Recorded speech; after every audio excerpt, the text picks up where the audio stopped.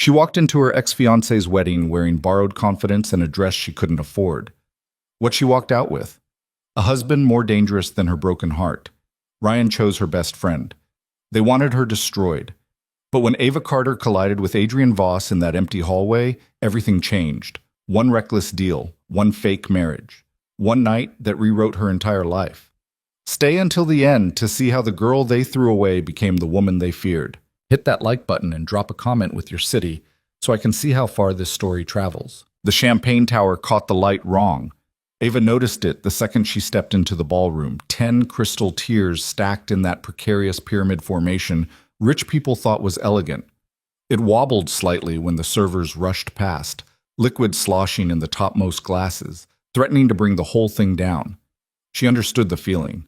Her heels clicked against marble that probably cost more than her yearly rent. The dress, a simple black sheath she'd bought on sale 3 months ago for a job interview that never happened, suddenly felt cheaper than it had in her apartment mirror.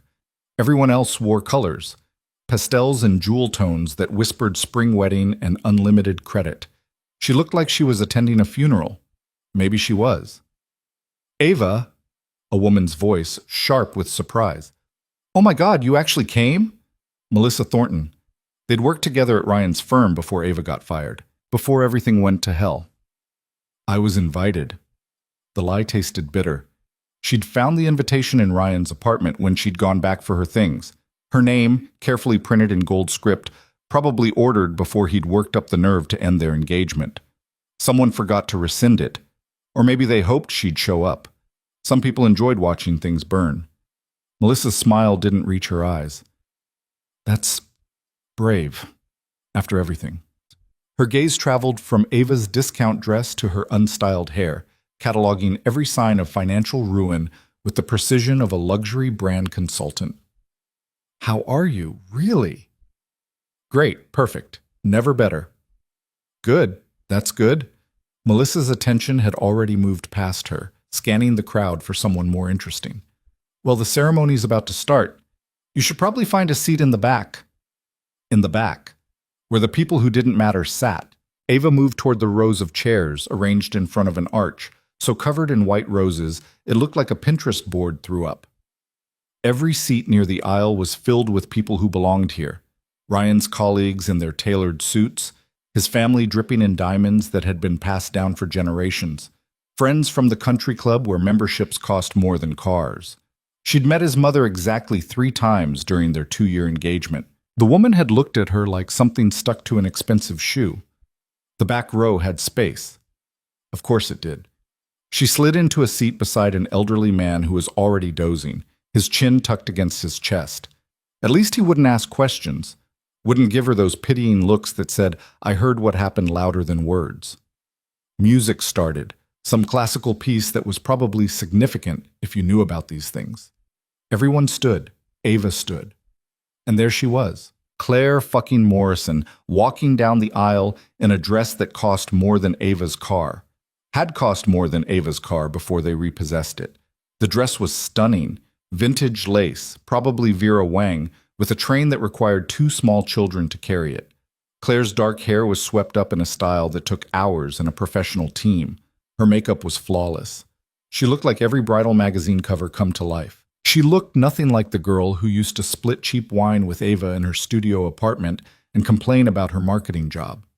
The Claire had been Ava's best friend since college, the one who held her hair back during bad breakups, who co-signed her first apartment lease when her credit wasn't good enough, who convinced her to take a chance on the handsome junior partner who kept finding excuses to stop by her desk. This Claire, the one gliding toward the altar with a bouquet of white peonies and a smile that could cut glass, was a stranger. Their eyes met for a fraction of a second. Claire's smile widened, just a touch, just enough for Ava to see the satisfaction there. I won. Ava's hands clenched in her lap. Her nails, unpainted, ragged from nervous biting, dug into her palms. She'd promised herself she wouldn't cry, wouldn't give them that satisfaction, but her vision blurred anyway. Ryan stood at the altar in a tuxedo that probably cost 3 months of her old salary. He looked good. He always looked good. Tall, blonde, with that easy confidence that came from growing up knowing you'd inherit millions regardless of whether you earned it. He was smiling at Claire like she'd hung the moon. He'd smiled at Ava that way once. The officiant started talking. Ava couldn't hear the words over the rushing in her ears. Something about love and commitment and choosing each other every day. Ryan had chosen Ava, put a ring on her finger. A modest one, he'd said, just until his trust fund came through. He'd talked about their future, a house in the suburbs, kids eventually, growing old together. Then his father died. The inheritance came through. And suddenly Ryan started noticing things. Your job isn't really a career, is it? More of a hobby. Do you think you might want to lose a few pounds? Not that you're not beautiful, just, Claire mentioned she could introduce you to some people in her firm, maybe get you something more suitable for a partner's wife. The criticisms came slowly at first, little cuts disguised as concern, then faster, deeper. Then one night she'd come home early from a work trip to find Ryan and Claire on her couch. Not fucking, that would have been cleaner somehow. They were just talking, sitting close, Claire's hand on Ryan's knee. Both of them jumping apart when Ava walked in with a guilty speed that confirmed everything. Ryan ended it the next day, clean, efficient, like terminating a contract. I think we want different things. You're a wonderful person, Ava, but I need someone who can grow with me, someone who understands this world. Someone like Claire who'd grown up 3 tax brackets higher and knew which fork to use at charity dinners. Ava lost the apartment 2 months later. Couldn't afford it on her admin salary. Lost the car a month after that. Started sleeping on her cousin's couch and picking up freelance work that barely covered her phone bill. Claire got a promotion. Ryan's social media filled with pictures of them at galas and yacht parties and weekend trips to the Hamptons. And now this, the wedding. Do you, Ryan Alexander Hale, take this woman? Ava stood. She didn't mean to. Her body just moved, chair scraping against marble loud enough that several heads turned. The elderly man beside her startled awake with a snort. She needed air. Needed to get out before she did something stupid like scream or throw something or run down that aisle and ask Ryan if he remembered any of it, if she'd ever been real to him. "Excuse me?" she whispered, squeezing past indignant guests whose view she was blocking. "Sorry, excuse me." The side exit felt a mile away. Every step echoed, more people turning to look. Whispers starting like a wave. "Isn't that... Oh my God, she actually showed up. Can you believe the nerve?" Ava's heels caught on the carpet runner. She stumbled, caught herself on the back of a chair, kept moving. Almost there. Almost out.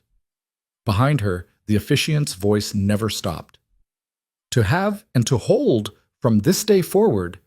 She burst through the double doors into a hallway that was blessedly empty and cold. The air conditioning hit her overheated skin like a slap. She leaned against the wall, pressing her palms flat against expensive wallpaper, trying to remember how to breathe. Stupid. Coming here was so fucking stupid. What had she expected? Some movie moment where Ryan saw her and realized his mistake? Where everyone gasped at her transformation and beauty? She looked like hell. She felt like hell. And they all knew it. "Well," a voice from behind her, low and amused. That was dramatic. Ava spun around.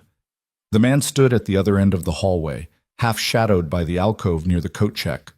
Tall. Taller than Ryan, which immediately annoyed her for noticing. Dark suit that made Ryan's tuxedo look like a rental. He had his phone in one hand like she'd interrupted him mid-call. "I wasn't..." She stopped. Why was she explaining herself to a stranger? "This is none of your business." Clearly. He slipped his phone into his pocket and stepped closer. The light caught his face properly. Handsome didn't cover it. This man was sharp edges and calculated angles, the kind of face that belonged on magazine covers for watches that cost 6 figures, dark hair pushed back from a face that might have been carved from something expensive. And his eyes. Christ. His eyes. They were the cold gray of a winter ocean, and they looked at her like she was a problem he was solving in real time. "You're the ex-fiancé." Not a question. Ava's stomach dropped. "How did you... Your dress is wrong for the venue. Your shoes are good quality, but 2 seasons old. And you're crying at someone else's wedding." His gaze flicked over her with the efficiency of a balance sheet review. "Plus, you ran out right before the vows. It doesn't take a genius." Heat flooded her face. "I'm not crying." "No? He tilted his head slightly. My mistake. She swiped at her eyes, and her hand came away smudged with mascara. Perfect. This is a private event, she said, trying to salvage some dignity. If you're not a guest, I am.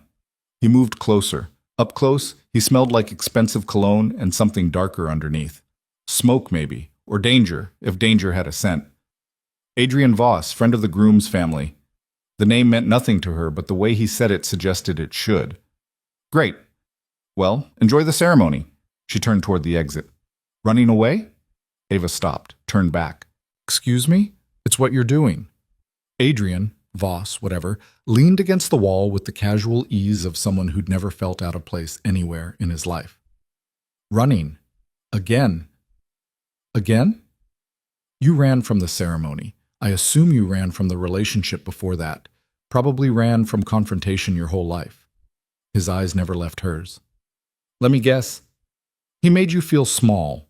She made you feel inferior. And instead of fighting, you just left. Her hands curled into fists. You don't know anything about me. I know you came here today. That took courage or stupidity? Probably both. And now you're leaving before the story ends. He pushed off the wall. Seems like a waste. What exactly do you think I should do? Go back in there? Watch them kiss? Clap politely when they cut the cake? No. His smile was sharp enough to cut. I think you should marry me. Ava laughed. Couldn't help it. The sound came out slightly unhinged. Right, sure, because that makes perfect sense. It does, actually. Adrian moved closer, and Ava found herself backing up until her spine hit the wall. He stopped just inside her personal space, not threatening, but absolutely intentional. You want to go back in there and show them you're not broken, that you've moved on, that you're better than this. I don't. Yes, you do. You got dressed up and came to this circus because some part of you needs them to know you're not destroyed. His voice dropped lower. But you are. Right now, you look exactly like what they think you are, the pathetic ex who can't let go. The words hit like physical blows. Ava's breath caught. However, Adrian continued, if you walk back in there with me, everything changes. I don't understand. Then let me be clearer. He reached into his jacket and pulled out a small box. Velvet. The kind that held expensive things. Marry me. Right now. Walk back into that reception as my wife and watch their world tilt off its axis. Ava stared at the box. At him. You're insane. Practical. He opened the box. The ring inside caught every bit of light in the hallway and turned it into fire.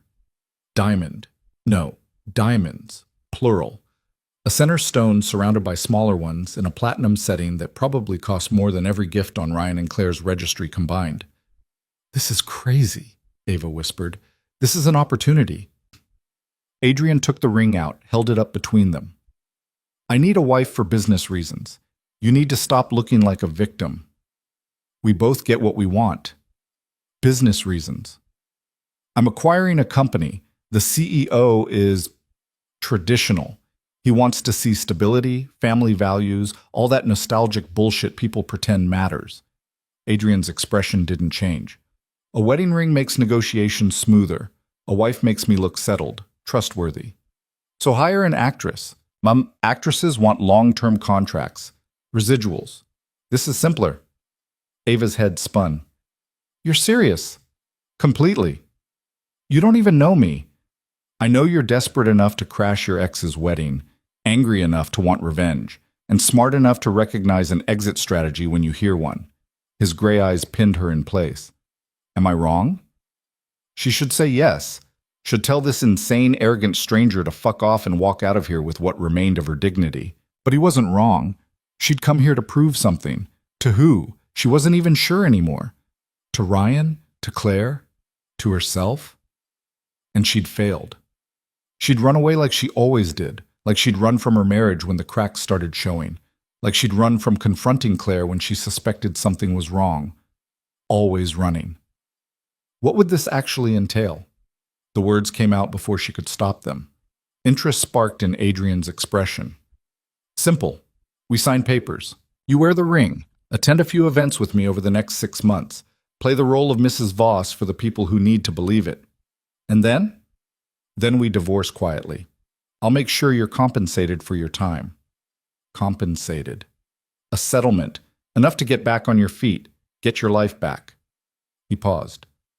Or start a new one. Money, security, a way out of her cousin's cramped apartment and her dead-end freelance work. But that wasn't what made her hesitate. It was the image of walking back into that ballroom, of Ryan's face when he saw her, of Claire's perfect smile cracking just a little. This is insane, the rational part of her brain screamed. He could be a serial killer, a con artist. This could be a setup for something worse. How do I know you're not lying? She asked. That you won't, I don't know, murder me and steal my organs? Adrian actually laughed. The sound was low and genuine and somehow made him look younger. If I wanted organs, I'd buy them. Much less complicated than marriage fraud. That's not reassuring.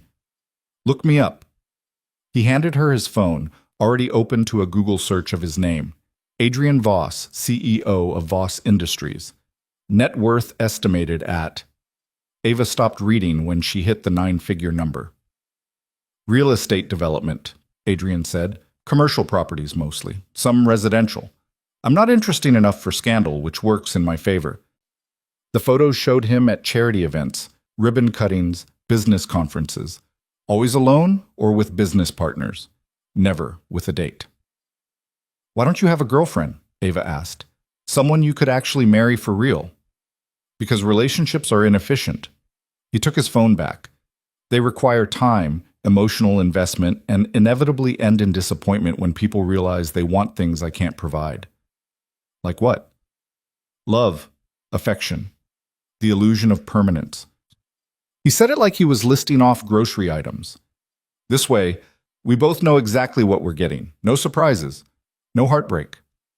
Ava thought about Ryan, about how she'd believed in forever and got 6 months of gaslighting instead. No heartbreak, she repeated. Just business. From inside the ballroom, music swelled. They'd finished the ceremony. The reception would start soon. In minutes, Ryan and Claire would be walking through those doors, married and perfect, and everything Ava wasn't. She looked at the ring in Adrian's hand, at his cold, certain expression. This was insane. This was reckless. This was possibly the stupidest thing she'd ever considered. If I say yes, she heard herself say, what happens next? Adrian's smile was predatory. Next, we find an officiant, sign some papers, and then we go back in there and ruin their perfect day. Just like that? Just like that. Ava's heart hammered against her ribs. Every rational instinct told her to run. To get out of this building and this situation and away from this dangerous stranger before she did something she couldn't take back. But running had gotten her exactly nowhere. Running had left her broke and alone and sleeping on her cousin's couch. Running had brought her to this wedding to watch the man she'd loved marry her best friend. Maybe it was time to stop running. Okay, she whispered. Adrian's expression didn't change. Okay? Yes, I'll do it. Louder this time, steadier. Let's get married. You're sure? No, but I'm doing it anyway. Adrian studied her for a long moment, and Ava had the uncomfortable feeling he could see straight through her, see every crack, every weakness, every desperate reason she was agreeing to this. Then he nodded once. Smart girl. He pulled out his phone. I know a judge who owes me a favor. He can meet us at my lawyer's office in an hour. An hour? Unless you need time to reconsider. Did she? This was marriage. Fake marriage, but still legally binding. To a complete stranger who looked at her like a business acquisition. But the alternative was walking out of here alone. Going back to her cousin's couch and her failed life. And pretending she was fine when everyone knew she was breaking. No, Ava said. Let's do it now before I come to my senses. Good. Adrian held out his hand. Then let's go. Ava looked at his hand. Looked at the ring box still in his other hand. Looked back toward the ballroom where Ryan and Claire were probably kissing to applause. She took Adrian's hand. His grip was firm and cool and absolutely certain. One condition, Ava said as he led her toward the exit. What? After we're married, we come back here, to the reception. Adrian glanced at her. That's the plan. No, I mean, she stopped walking, forced him to stop too. We come back and we make an entrance. I want everyone to see. I want Ryan to know I'm not some pathetic ex who couldn't move on. Something flickered in Adrian's expression. Approval, maybe. Done. And one more thing. You're pushing your luck. When this is over, when we get divorced, I want help getting back into my industry. A recommendation, connections, whatever it takes. She lifted her chin. I'm not just doing this for revenge. I want my life back. Adrian's smile was sharp as broken glass. Then let's make sure you get it. The lawyer's office was in a building so expensive, Ava felt underdressed in the elevator. 30 floors of polished marble and corporate logos for companies she'd only heard of in business news. Adrian's lawyer was a woman in her 50s named Patricia, who looked completely unsurprised when they walked in and announced they were getting married. Prenup? Patricia asked, already pulling out forms. Standard, Adrian said. She keeps what's hers. I keep what's mine. Settlement upon dissolution of 6 months' salary. My current salary or, Ava started, what you should have been making in your field. Patricia will research comparable positions. Adrian sat in one of the leather chairs like he owned it. Probably did. Fair? It was more than fair. It was generous to the point of suspicion. Why are you doing this? Ava asked. I told you, I need a wife. No, I mean, why me? You could have anyone. Someone from your world who knows how to act at your charity events and wouldn't need a Google search to know who you are. Adrian looked at her, really looked, for the first time since they'd met. Because everyone from my world wants something. Money, status, connections. They'd see this as an opportunity for more. And I don't. You want your dignity back. That's honest. He leaned forward slightly. Plus, you're angry. Angry people are focused. They don't get distracted by feelings. Ava should have been offended. Instead, she almost laughed. You have a really fucked up view of relationships. I have a realistic view. He turned to Patricia. How long for the paperwork? 20 minutes if you want it done right. Do it right. Patricia disappeared into a back office, leaving Ava alone with her soon-to-be husband. The silence stretched. Tell me about Voss Industries, Ava said finally. If she was doing this, she should at least know what she was getting into. Adrian's expression shifted into something more businesslike, safer. We develop commercial properties, office buildings, shopping centers, mixed-use developments. I took over from my father 5 years ago and restructured the entire company. And now you're acquiring something? A smaller firm with properties in emerging markets. The CEO is old-fashioned, thinks a man my age should be settled down. How old are you? 34. 4 years older than her. Young to be running a multi-million-dollar company, but he carried himself like someone who'd been making decisions since birth. What about your family? Ava asked. Won't they be surprised when you show up married? My father's dead. My mother doesn't care as long as I don't embarrass the family name. He said it without emotion, like reporting weather. No siblings. No extended family that matters. That's sad. That's efficient. Adrian pulled out his phone, started typing something. What about yours? Parents in Florida. We talk on holidays. Ava shifted in her seat. One cousin here who's been letting me crash on her couch. That's about it. The cousin will be a problem. What? Why? Because you'll need to move in with me. Immediately. Adrian didn't look up from his phone. Married couples live together. That's the whole point. Ava's stomach flipped. Move in. With you. I have a penthouse downtown, 4 bedrooms. You'll have your own space. We're not... She stopped, felt heat creep up her neck. I mean, this isn't... We're not sleeping together. Adrian finally looked at her, one eyebrow raised. That wasn't part of the arrangement. You'll have your room. I'll have mine. We maintain separate lives under the same roof. Oh, right, of course. Why did she feel disappointed? This was a business arrangement. He'd been clear about that. Unless you want to renegotiate terms. The corner of his mouth twitched. No. No, separate is good. Great, perfect. Then it's settled. Patricia returned with a stack of documents. Prenuptial agreement, marriage license application, and a few other forms for signatures. The next 20 minutes passed in a blur of legal jargon and signature lines.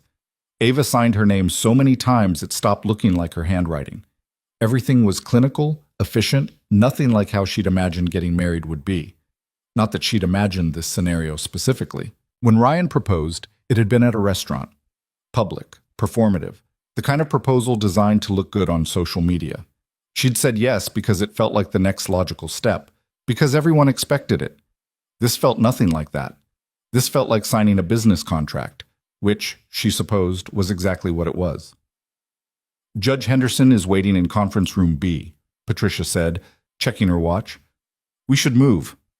The conference room was smaller than Ava expected. Just a table, some chairs, and a man in his 60s wearing a rumpled suit and an expression that suggested he'd rather be anywhere else. Adrian, Judge Henderson said without enthusiasm. Another favor? Last one for a while.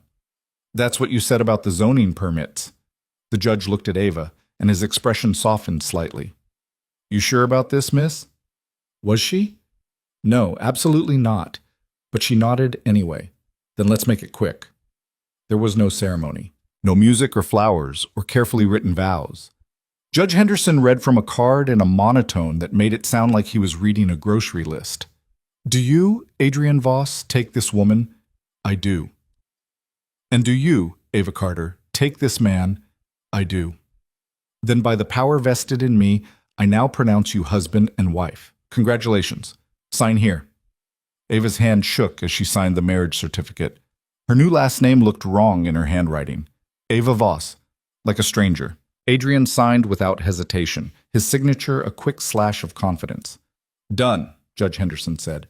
Patricia will file the paperwork. You're legally married as of... He checked his watch. 4:47 p.m. Married. Ava was married. To a man she'd met less than 2 hours ago. The full insanity of what she'd just done crashed over her like a wave. She swayed slightly. Adrian's hand caught her elbow. Breathe. I'm breathing. You're panicking. I'm not. She was.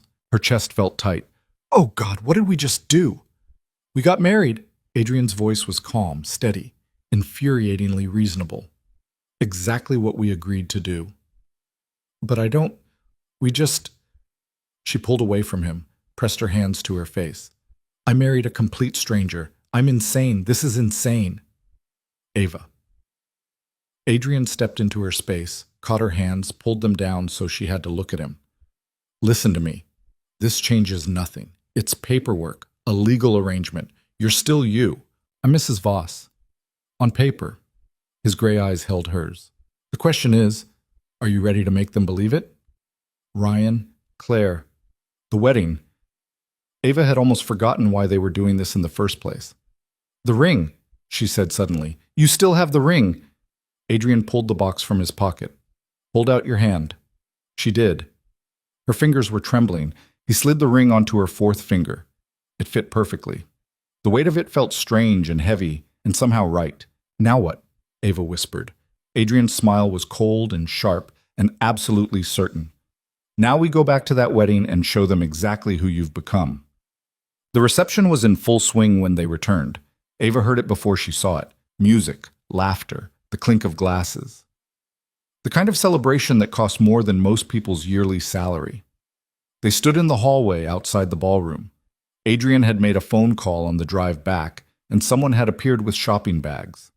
A new dress for Ava, black still, but designer, the kind with a label she recognized from magazine ads. New shoes, a stylist who did her makeup in the car. She looked at herself in the compact mirror the stylist had left and barely recognized the woman staring back. Ready? Adrian asked. No. Good. Nervous looks real. He offered his arm. Stay close. Let me do most of the talking, and remember, you're not here to convince them you're happy. I'm not? No. You're here to make them question everything they thought they knew. His smile was vicious. There's a difference. Ava took his arm. The fabric of his suit was soft under her fingers. Expensive. Everything about him was expensive and controlled and absolutely terrifying. One more thing, Adrian said as they approached the doors. When we walk in there, you're not Ava Carter anymore. You're not the woman they humiliated. Then who am I? His eyes met hers. You're my wife, and nobody fucks with what's mine. The possessiveness in his voice should have bothered her. Instead, it sent a shiver down her spine that had nothing to do with cold. Adrian pushed open the ballroom doors. The noise hit first. Conversation, music, celebration, then the lights, warm and golden, and designed to make everything look romantic. They stepped inside. For a few seconds, nobody noticed. The room was too full, too loud, too focused on the happy couple holding court at the head table. Then someone near the door glanced over, did a double take, whispered to their companion, who turned, stared. The silence spread like ripples in water. Conversation died. Heads turned. Music kept playing, but it suddenly felt too loud, discordant against the shocked quiet. Ava felt every eye in the room land on her. On them. On the ring catching light on her finger. Ava? Ryan's voice, shocked and too loud. He stood from the head table, his face pale. What are you— Sorry we're late, Adrian said smoothly, his voice carrying across the room with the easy confidence of someone used to commanding attention. Traffic was terrible. You know how it is. He didn't let go of Ava's arm. His grip was firm, steady, an anchor in the sudden chaos. Claire stood too, her perfect face frozen in an expression Ava had never seen before. Not quite fear, not quite anger, something close to panic. Who? Claire started. Adrian Voss had— He inclined his head slightly, a gesture that somehow managed to be both polite and dismissive. And my wife, Ava. We wanted to congratulate you both in person. The word wife detonated like a bomb. Gasps, more whispers. Someone dropped a glass. Ryan's face went from pale to red. Your what? My wife. Adrian's smile was pleasant and absolutely merciless. We were married this afternoon. Just made it official before heading here. Ava insisted we not miss your celebration. Every head swiveled to Ava. She felt the weight of their stares, shock, confusion, jealousy, disbelief. She lifted her chin, met Ryan's eyes. Congratulations, she said. Her voice came out steadier than she felt. I hope you'll be very happy together. The look on Ryan's face was worth every insane risk she'd taken in the last 2 hours. He looked gutted, like someone had reached into his chest and rearranged his organs. You— He couldn't seem to finish the sentence. You got married? We did. Ava turned slightly, let the ring catch more light. Let everyone see it. It all happened so fast, but when you know, right? That last word was aimed at Claire, who looked like she might throw up. This is impossible, Claire said. Her voice had lost all its earlier confidence. You weren't seeing anyone. You were— What? Ava asked. Alone? Pathetic? Still hung up on Ryan? Claire's mouth opened, closed. Adrian's hand settled on the small of Ava's back, a clear statement of ownership, of protection. We should congratulate the happy couple properly, he said to Ava, ignoring everyone else. Then perhaps get some champagne. I hear the tower is impressive. He guided her forward. The crowd parted like water. Ryan was still standing, still staring, like he couldn't process what was happening. Up close, Ava could see the muscle jumping in his jaw, the way his hands clenched. He'd never looked at her like this when they were together. Never looked at her like something precious he'd lost. Now he looked at her like she'd stolen something that belonged to him. Ryan. Adrian extended his hand, a power move, forcing Ryan to either shake it or be rude. Congratulations on your marriage. Ryan's handshake was mechanical. His eyes never left Ava. How long have you two been— Not long, Adrian said before Ava could answer. Sometimes these things develop quickly. I'm sure you understand. The barb landed. Ryan had gotten engaged to Claire less than 4 months after ending things with Ava. Claire had recovered enough to force a smile. It looked painful. Ava, this is such a surprise. You never mentioned you were seeing someone. You and I haven't really talked recently, Ava said, for obvious reasons. Right, of course. Claire's gaze dropped to the ring. Her own engagement ring, which had seemed obscenely large an hour ago, suddenly looked modest in comparison. That's quite a— It's beautiful. Thank you. Ava let her hand rest on Adrian's arm, casual and natural like she'd done it 1,000 times. Adrian has excellent taste. In many things, Adrian added, looking at Ava with an expression that could almost pass for affection if you didn't know it was completely fake. But nobody here knew that. They saw a powerful man looking at his new wife like she was the only person in the room. Ava saw calculations happening behind Claire's eyes. Saw her trying to figure out how this happened, how the girl she'd pitied and dismissed had landed someone like Adrian Voss. "We should let you get back to your guests," Adrian said. "Enjoy your evening." He turned, guiding Ava away before either Ryan or Claire could respond. The room erupted into whispers behind them. "Breathe," Adrian murmured as they walked. "I am breathing." "You're shaking." She was. Her whole body was trembling with adrenaline and shock, and something that might have been triumph. A server passed with champagne. Adrian took 2 glasses, handed her one. "To ruining their perfect day," he said quietly, "just for her." Ava clinked her glass against his. "To new beginnings." The champagne was expensive and cold and tasted like victory. Around them, the party tried to resume its earlier rhythm, but everything had changed. People kept glancing at them, whispering. A few brave souls approached to introduce themselves, clearly fishing for information. Adrian handled them all with practiced ease, gave just enough detail to satisfy curiosity without revealing anything real. Ava played her part, smiled, made small talk, acted like a woman who'd just married the love of her life. It was easier than she expected, maybe because part of her wanted to believe it. Across the room, Ryan was watching them. He'd barely touched his new wife all night. Hadn't danced with her, hadn't smiled. He looked like a man who'd just realized he'd made a terrible mistake. Claire looked worse. She kept glancing at Ava, at Adrian, at her own ring like she was trying to solve an equation that didn't add up. "Having fun?" Adrian asked, his mouth close to Ava's ear. "Maybe a little." "Good, because they're about to announce the first dance." He set down his glass. "We should probably dance too." "What?" "Newlyweds dance at weddings. It's expected." He offered his hand. "Unless you'd rather sit this out." Ava looked at Ryan, at Claire, at the dance floor where they'd have their perfect first dance as husband and wife. "Let's dance," she said. Adrian led her onto the floor just as the music shifted to something slow and romantic. Ryan and Claire were already there, locked in what should have been an intimate moment.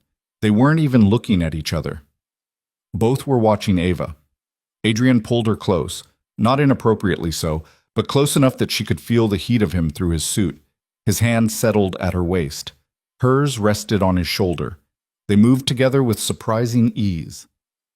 "You're a good dancer," Ava said. "My mother insisted on lessons."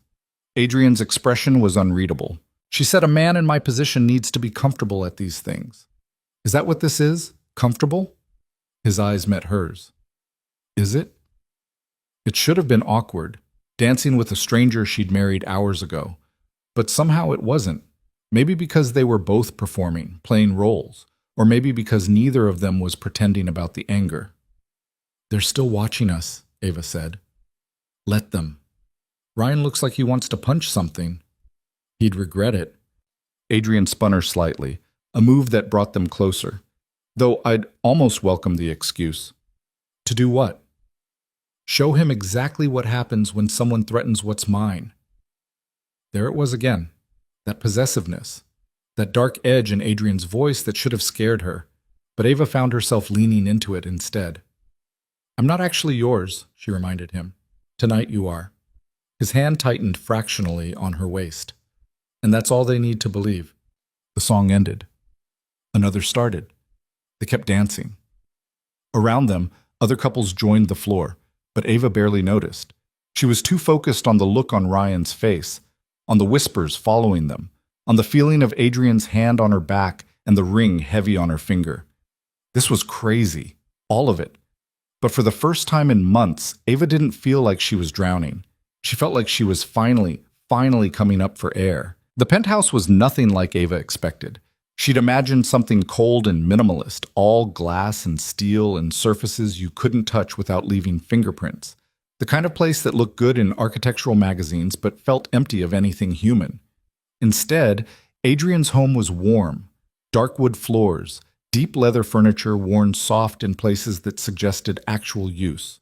Bookshelves crammed with everything from business theory to what looked like science fiction paperbacks. Floor-to-ceiling windows overlooked the city, lights sprawling out like scattered diamonds. "Your room is down that hall," Adrian said, dropping his keys on a table near the entrance. He'd loosened his tie on the drive over, undone the top button of his shirt. It made him look less corporate, more dangerous somehow. "Second door on the right. Your things should already be there." "My things?" Ava turned from the window. "What things?" "I had Patricia arrange for someone to collect your belongings from your cousin's place. Basic wardrobe, toiletries, anything you had stored there." He shrugged out of his jacket. "We can get you new clothes tomorrow, something more appropriate for the events you'll need to attend." The casual way he said it, like he'd just ordered office supplies instead of essentially moving her entire life without asking, made something hot flare in Ava's chest. "You had someone go through my stuff?" "I had someone pack your stuff. There's a difference." "You didn't think to ask me first?" Adrian looked at her like she was being deliberately obtuse. "You agreed to move in. Your cousin's apartment is 40 minutes from here in traffic. This was efficient." "Efficient?" Ava laughed, the sound sharp. "Right, because why would you ask your wife if she wants strangers handling her personal belongings? We're not—" He stopped, started again. "This isn't a real marriage, Ava. It's a business arrangement. The sooner you remember that, the easier this will be." The words stung more than they should have. She'd known what this was. Known from the moment he proposed in that hallway that this had nothing to do with romance or partnership or any of the things marriage was supposed to mean. But hearing him say it so bluntly, in the space where she was supposed to live for the next 6 months, made it feel more real, more isolating. "Fine." She turned back to the window so he wouldn't see her face. "Show me where to sleep and I'll stay out of your way." Silence stretched between them. Then footsteps. Adrian stopped beside her, close enough that she could feel the heat radiating off him. "I'm not trying to be cruel," he said. His voice had lost some of its edge. "But we need to establish boundaries. Rules. This only works if we're both clear about what this is and isn't." "I'm clear." Ava kept her eyes on the city. "You needed a wife for business reasons. I needed an escape. We're using each other. Very clear." "Then why are you angry?" "I'm not." She was. The adrenaline from the wedding had worn off somewhere between the penthouse elevator and this conversation, leaving her exhausted and raw, and suddenly very aware that she'd just legally bound herself to a man who saw her as a line item in a contract. "I'm tired. It's been a long day." Adrian studied her profile. She could feel his gaze like a physical thing. "The wedding was harder than you expected," he said. Not a question. "Seeing them together was hard. Watching everyone celebrate while they looked at me like I was pathetic was hard." She finally turned to face him. "But walking back in there with you, watching Ryan's face when you called me your wife, that part was easy." Something shifted in Adrian's expression. "Good. Is it? Because I'm starting to think I just traded one fucked up situation for another.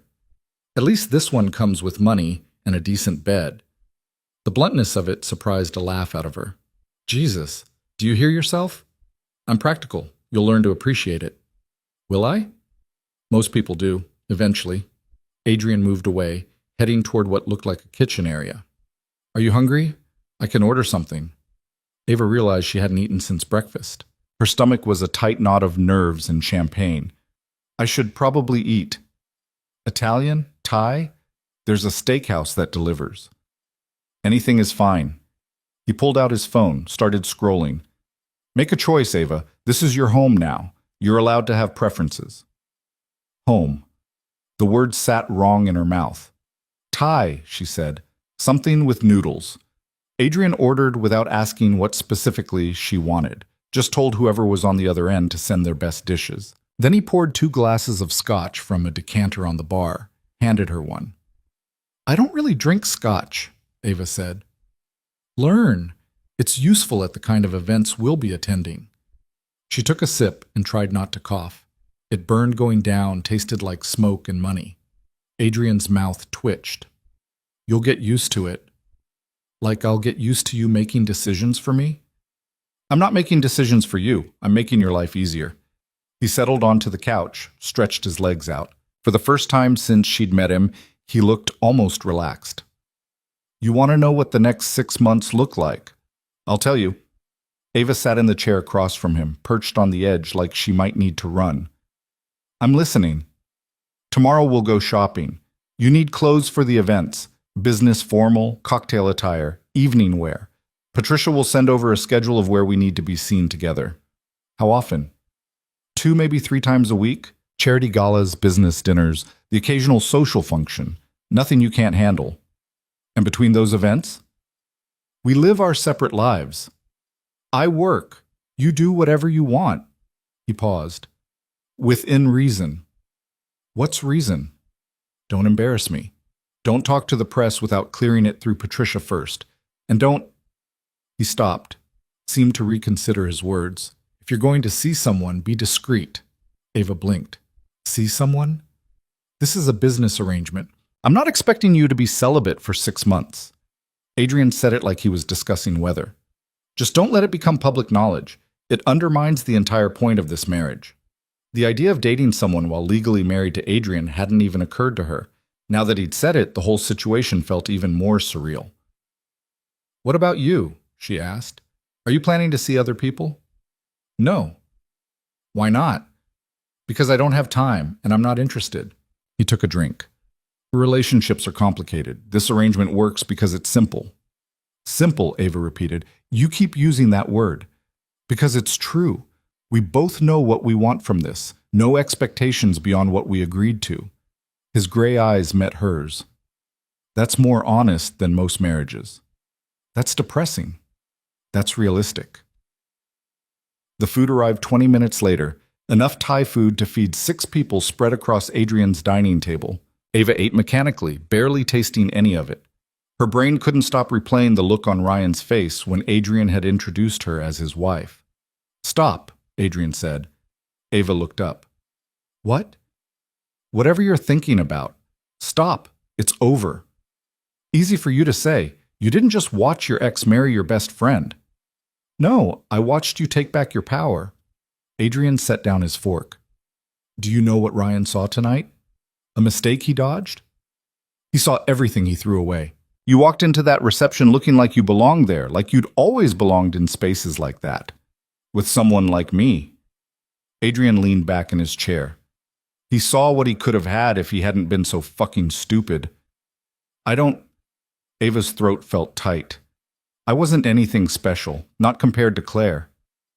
Claire is every other woman at that wedding, predictable, replaceable. His voice was matter-of-fact, brutal in its honesty. You walked away from a sure thing for the unknown. That takes guts most people don't have. Or stupidity. Sometimes they're the same thing. Ava pushed food around her plate. Why do you care? About whether I feel better, I mean. This is just business to you. Adrian was quiet for a long moment. Because you're more useful to me confident than broken. A wife who looks defeated doesn't help my image. Right. Of course. Everything came back to business with him. I should get some sleep, Ava said, standing. Tomorrow sounds like it's going to be exhausting. It will be. Adrian didn't move. Your room has everything you need. If it doesn't, tell me and I'll have it arranged. Just like that. Just like that. Ava left him sitting at the table, walked down the hall to the second door on the right. Her hand hesitated on the doorknob. Inside, her room was bigger than her cousin's entire apartment. King bed with what looked like actual Egyptian cotton sheets. A dresser with her clothes. All of them. Even the threadbare t-shirt she slept in, folded neatly inside. Her toiletries arranged in the attached bathroom like she'd lived here for years. Someone had even brought her books. The paperback romance novels she kept hidden because they felt too frivolous. The self-help book about recovering from betrayal she'd bought and never opened. All of it stacked on the nightstand like they mattered. Ava sat on the edge of the bed and finally let herself feel the full weight of what she'd done. She'd married a stranger, moved into his home, agreed to lie to everyone for 6 months about loving someone she barely knew. Her phone buzzed, text messages flooding in. Her cousin, confused about why strangers had shown up to pack Ava's things, a college friend who'd seen pictures from the wedding on social media and wanted to know what the hell was going on. even a number she didn't recognize, which turned out to be Claire. "We need to talk. This isn't like you." Ava deleted it without responding. Another text came through. Adrian's number. He must have programmed it into her phone while she wasn't looking. "Breakfast is at 8. Don't be late." She texted back, "What if I sleep in?" His response was immediate. "Then you'll miss the car to the boutiques and have nothing to wear to the museum benefit Thursday night." Is that a threat? It's a schedule. Ava found herself almost smiling.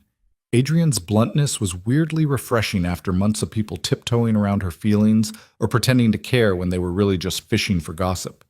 She changed into one of her old t-shirts, washed her face, stared at herself in the bathroom mirror. The ring felt heavy on her finger.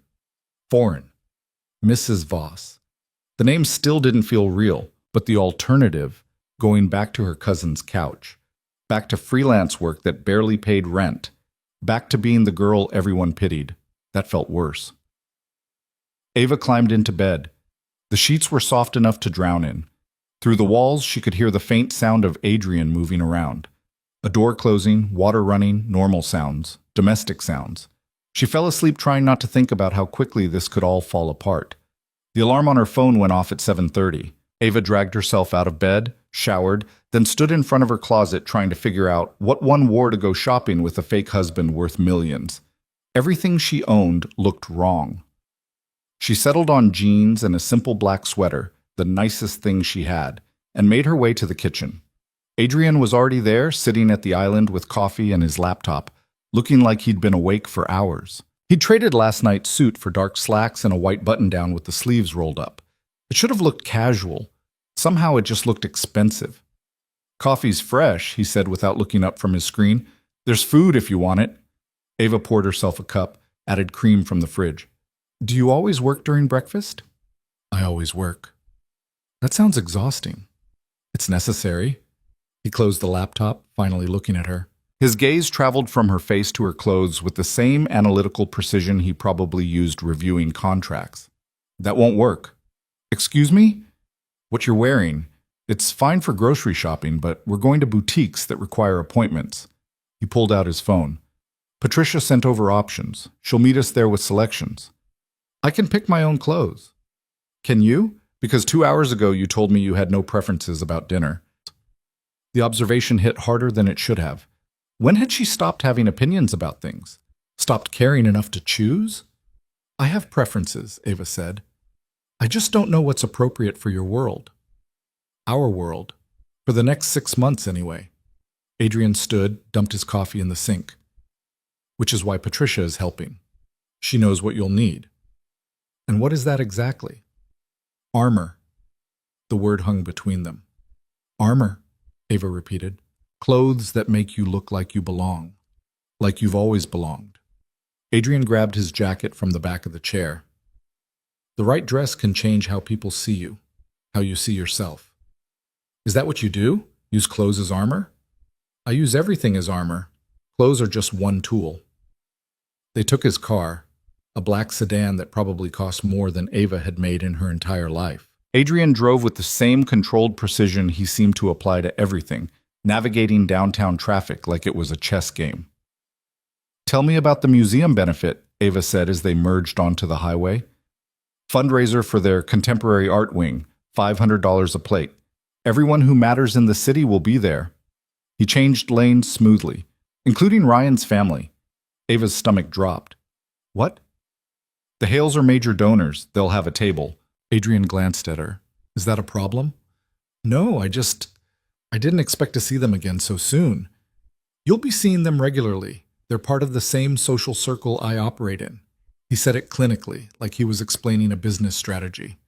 "Better to establish the dynamic early, show them this marriage is real." "By doing what?"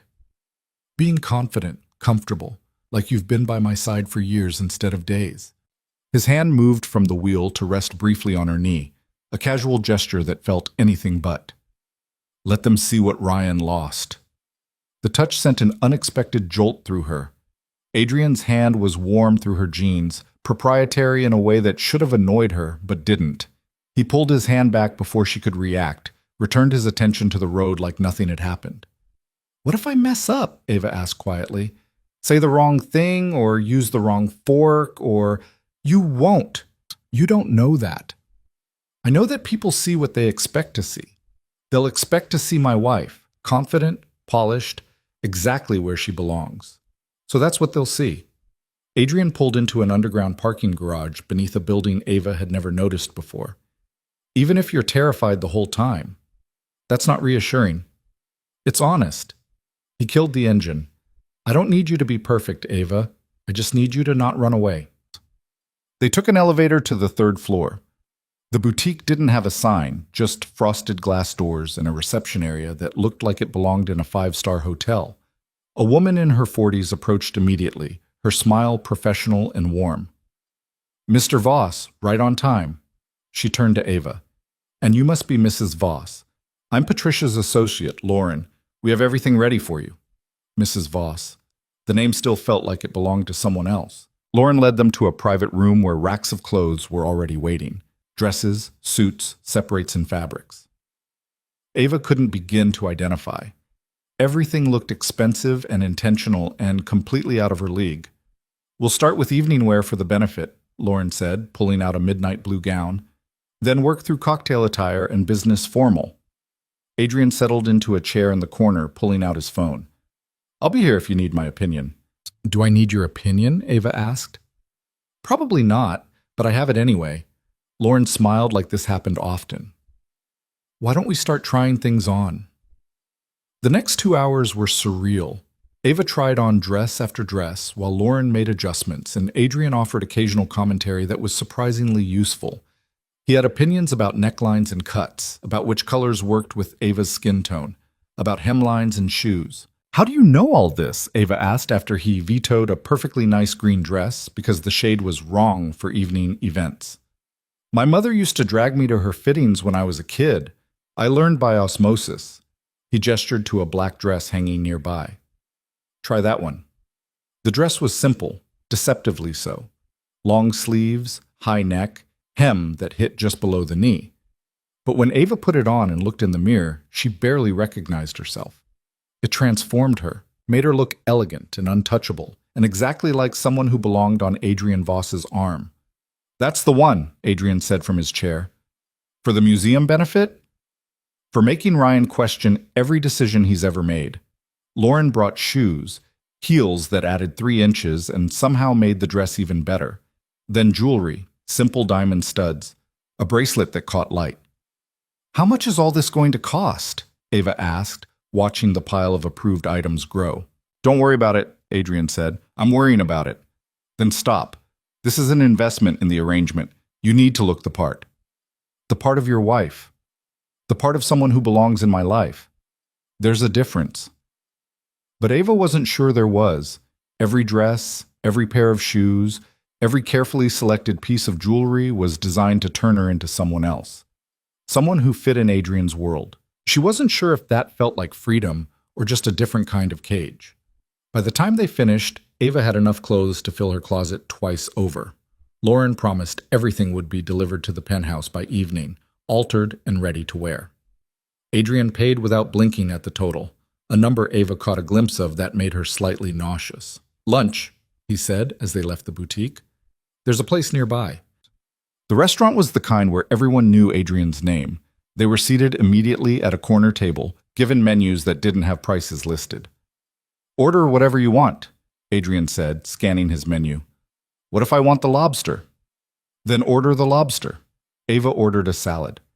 Adrian raised an eyebrow but didn't comment, just ordered for himself and handed both menus back to the server. You don't have to pretend to have a small appetite around me, he said once they were alone. I'm not pretending. I'm not that hungry. You barely ate breakfast. You picked at dinner last night. His gaze was too perceptive. If you're worried about money, I'm not worried about money. I'm worried about getting used to this. Ava gestured at the restaurant, at the designer shopping bags tucked under the table. In 6 months, this ends. You go back to your life and I go back to mine. Except now, I'll know what all of this feels like. And that's a bad thing? It's a dangerous thing. To get comfortable in a life that was never really yours. Adrian leaned back in his chair, studying her. What if it could be? What? Your life. What if instead of going back to struggling in 6 months, you use this time to build something better? I thought the settlement was supposed to do that. Money helps, but it's not enough. He paused as the server brought water. You said you wanted your career back. What does that actually look like? Ava picked at her napkin. She hadn't let herself think about it in months.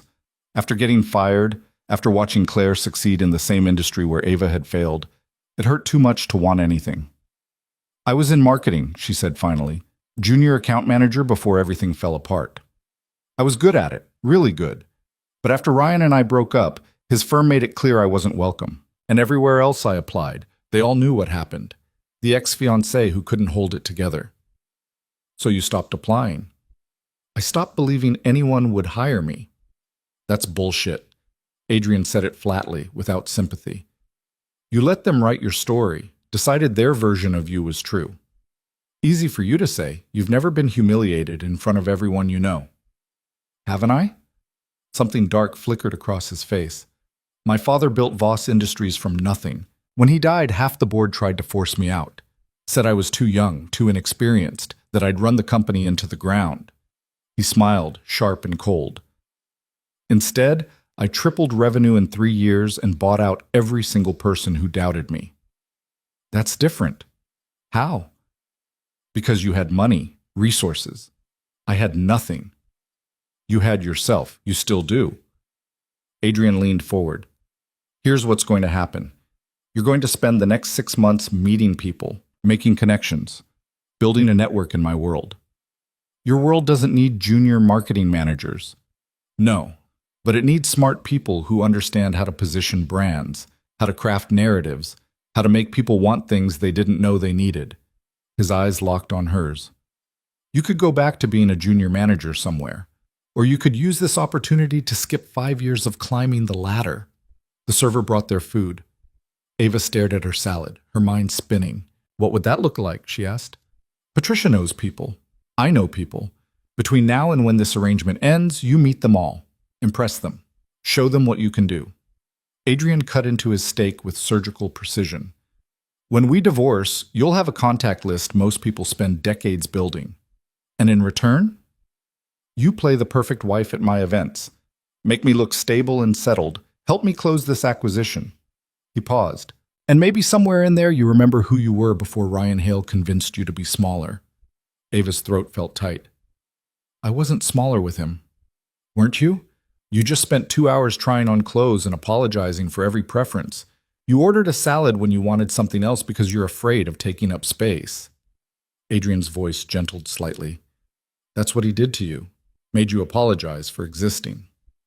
The accuracy of it stole her breath. Eat your lunch, Adrian said, returning to his own meal. We have a busy afternoon. Ava picked up her fork. The salad tasted like nothing. They spent the rest of the day at Adrian's office, a corner suite with views that made the penthouse look modest. He had meetings. Ava sat in his reception area with Patricia, who walked her through the next month's schedule. Thursday is the museum benefit, Patricia said, pulling up a calendar on her tablet. Friday you have lunch with Adrian at the Carlton Club. Very traditional, lots of old money families. The following Tuesday is a cocktail reception for the Brennan Foundation. That's a lot of events. This is light compared to some months. Adrian usually skips most social functions. Patricia glanced toward Adrian's closed office door. He's making an effort because of you. Because of the acquisition. Maybe, or maybe he's actually enjoying having someone to bring to these things. Patricia smiled. I've worked for Adrian for 8 years. I've never seen him bring a date to anything, let alone a wife. We're not... Ava stopped. They were legally married. That part was real, even if everything else was performance. It's complicated. Most marriages are. Adrian's office door opened. A man in an expensive suit walked out, looking pleased with himself. Adrian followed, shaking the man's hand with a smile that didn't reach his eyes. Mr. Chen, always a pleasure. Think about my offer, Chen said. We could do great things together. I'll consider it. Once Chen was gone, Adrian's smile dropped like a mask removed. He looked exhausted. Long meeting? Patricia asked.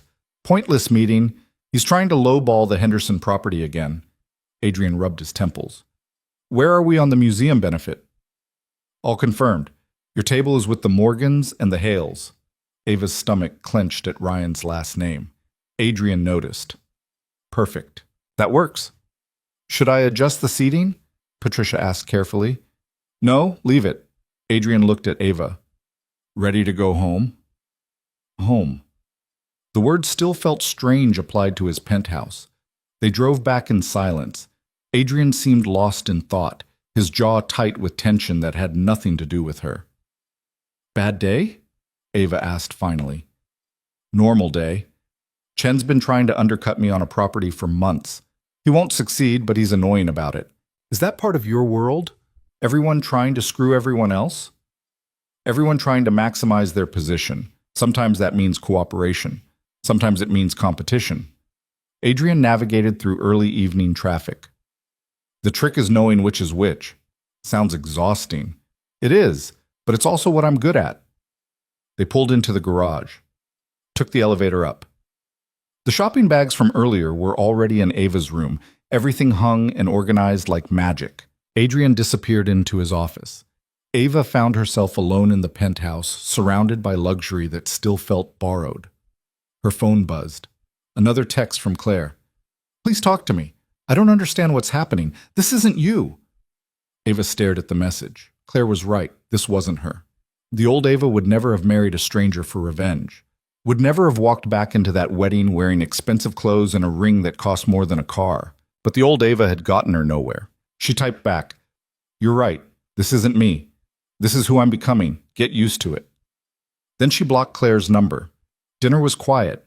Adrian ordered in again. Seemed like he never actually cooked. They ate at the island, him checking his phone constantly, her trying not to feel like an intruder in a space where she was supposedly allowed to be. The benefit Thursday, Adrian said, setting down his phone. We should go over what to expect. You mean who to expect? Like Ryan's parents. Them. Also business associates, potential investors, society types who have nothing better to do than gossip. He pushed his food around. The key is to look comfortable, like you've attended 100 of these, even though I haven't. Especially because you haven't. Confidence sells the lie. Is that what this is? A lie? Adrian looked at her directly. What else would it be? Something in Ava's chest tightened. Right. Of course. We're partners in this arrangement. I protect your interests, you protect mine. His voice was matter-of-fact. That's more reliable than whatever fairy tale you believed with Ryan. The words stung because they were true. She had believed in fairy tales with Ryan, had thought love was enough to bridge their different backgrounds, his family's disapproval, the growing distance between them. Love hadn't been enough. It had been nothing. I'm going to bed, Ava said, standing. Early night before the big performance. Ava, she didn't stop, didn't want to hear whatever else Adrian was going to say about arrangements and reliability and keeping emotions out of contracts. In her room, Ava tried on the black dress again, stood in front of the mirror and barely recognized the woman staring back. This was armor, like Adrian said, protection against a world that had chewed her up once and would happily do it again. But armor was heavy, and Ava wasn't sure how long she could wear it before it crushed her completely. Thursday arrived faster than Ava was ready for. She spent the morning pacing her room, trying on the black dress 3 times, and convincing herself she looked ridiculous. The dress fit perfectly. Lauren's alterations had made sure of that, but Ava kept finding flaws. Her shoulders looked too narrow. The neckline made her throat seem exposed. The heels were too high. She'd fall and humiliate herself in front of everyone. Stop spiraling, Adrian's voice came from her doorway. Ava spun around. How long have you been standing there? Long enough to watch you change shoes 4 times. He leaned against the doorframe, already dressed in his tuxedo. He looked unfairly good, the kind of good that probably came effortlessly to people born into money. You look fine. Fine? That's what every woman wants to hear. You look beautiful. Better? His tone suggested he found the whole ritual exhausting. The dress is right. The shoes are right. Your hair and makeup are professional. You have nothing to worry about. Except meeting your entire social circle while pretending to be someone I'm not. You're not pretending to be someone you're not. You're just showing them a version of yourself they haven't seen before. Adrian pushed off the doorframe, came closer. The confident version, the one who doesn't apologize for existing. I don't apologize for existing. He raised an eyebrow. Okay, maybe I do. Sometimes. Ava looked at herself in the mirror again. The woman staring back looked polished and expensive and absolutely terrified. What if I mess this up? Then we'll handle it. Adrian's hand settled on her shoulder, warm through the fabric of her dress. But you won't. You survived crashing your ex's wedding and marrying a stranger in the same day. A museum benefit is nothing. That's not reassuring. It's honest. His fingers squeezed slightly before he let go. Cars waiting, time to put on the armor. The museum was lit up like a cathedral when they arrived. Luxury cars lined the circular drive, valets rushing to open doors for women in gowns that probably cost more than Ava's first car. Everyone looked comfortable here, like they'd been born knowing how to navigate marble steps in 4-inch heels. Adrian handed his keys to a valet, then offered Ava his arm. Stay close. Let me introduce you. All you have to do is smile and look like you're exactly where you belong. Fake it till I make it. Something like that. They walked through massive bronze doors into a lobby that took Ava's breath away. Soaring ceilings, modern art installations that probably cost millions, waiters circulating with champagne and crystal flutes. The sound of conversation echoed off marble, hundreds of voices blending into white noise punctuated by laughter. Mr. Voss? A man in his 60s approached, hand extended, silver hair, expensive watch, the kind of smile that didn't quite reach his eyes. Good to see you. Marcus. Adrian shook his hand with practiced ease. This is my wife, Ava. Ava, Marcus Brennan. He runs the foundation hosting next week's cocktail reception. Wife. The word still sent a jolt through her every time Adrian said it. Charmed. Marcus took Ava's hand, held it a beat too long. I had no idea Adrian was seeing anyone, let alone married. You're very good at keeping secrets. Adrian values privacy, Ava said, pulling her hand back. We both do. Clearly. Marcus's gaze traveled over her with the calculating precision of someone pricing furniture. You'll have to come by the office sometime. I'd love to hear how you two met. It's not a very interesting story, Adrian said smoothly. If you'll excuse us, we should find our table. He guided Ava away before Marcus could respond. Was that okay? Ava asked quietly. What I said. Perfect. Polite but firm. He's a gossip. Anything you tell him will be all over the city by tomorrow. Adrian's hand pressed against the small of her back, steering her through the crowd. Remember, you don't owe anyone explanations. Short answers, redirect the conversation, move on. They made their way deeper into the museum, past installations Ava would have loved to actually look at if she wasn't so focused on not tripping. More people stopped Adrian to say hello, each introduction a reminder that she was way out of her depth. Adrian, darling. A woman in red silk appeared like a hawk spotting prey. 60s, dripping in diamonds that looked inherited rather than bought. I heard the most delicious rumor about you. Mrs. Ashford. Adrian's smile was polite ice. Lovely to see you. Is it true? You've actually gotten married? She looked at Ava like she was a curiosity in a zoo. After all these years of turning down every eligible woman in the city? I was waiting for the right person. Adrian's arm slid around Ava's waist, pulling her closer. The gesture looked possessive and natural and completely rehearsed. Ava, this is Victoria Ashford. Her husband sits on the museum's board. How wonderful. Victoria's smile had teeth. And what do you do, dear? Are you in the arts? The question had layers. What she was really asking was whether Ava had money, connections, or was just another pretty face. Marketing, Ava said, lifting her chin. Brand positioning and strategic narratives. How modern. Victoria's tone suggested modern was a synonym for unimpressive. And your family? Small, private, not particularly interesting. Adrian's hand tightened on her waist. Approval or warning, Ava couldn't tell. Well, Victoria clearly wanted more details and wasn't getting them. I'm sure we'll be seeing more of you at these functions. Adrian's always been such a fixture. Looking forward to it, Ava lied. Victoria drifted away in a cloud of expensive perfume and judgment. You handled that well, Adrian murmured once they were alone. She hated me. She hates everyone under 60 who still has their own teeth. Don't take it personally. He guided her toward a seating chart displayed on an easel. Let's find our table before someone else corners us. The seating chart showed their names at table 7. Ava scanned the other names listed and her stomach dropped. Ryan Hale, Claire Morrison Hale, Robert and Margaret Hale. You did this on purpose, Ava said. I told you we'd be seeing them. Adrian's voice held zero apology. Better to establish the dynamic now. The dynamic of what? That I married someone richer than Ryan out of spite? The dynamic of you being completely unaffected by their presence. They're part of your past. I'm your present. He looked down at her, his gray eyes unreadable.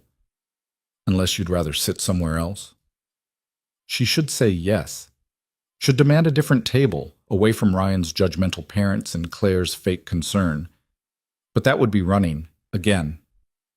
No, Ava said. Let's sit with them.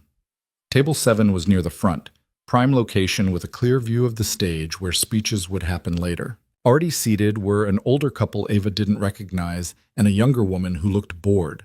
Then Ryan and Claire arrived. Ryan wore a tuxedo that fit well but somehow looked cheap next to Adrian's. Claire's dress was a pale pink that washed her out, her smile frozen when she saw Ava.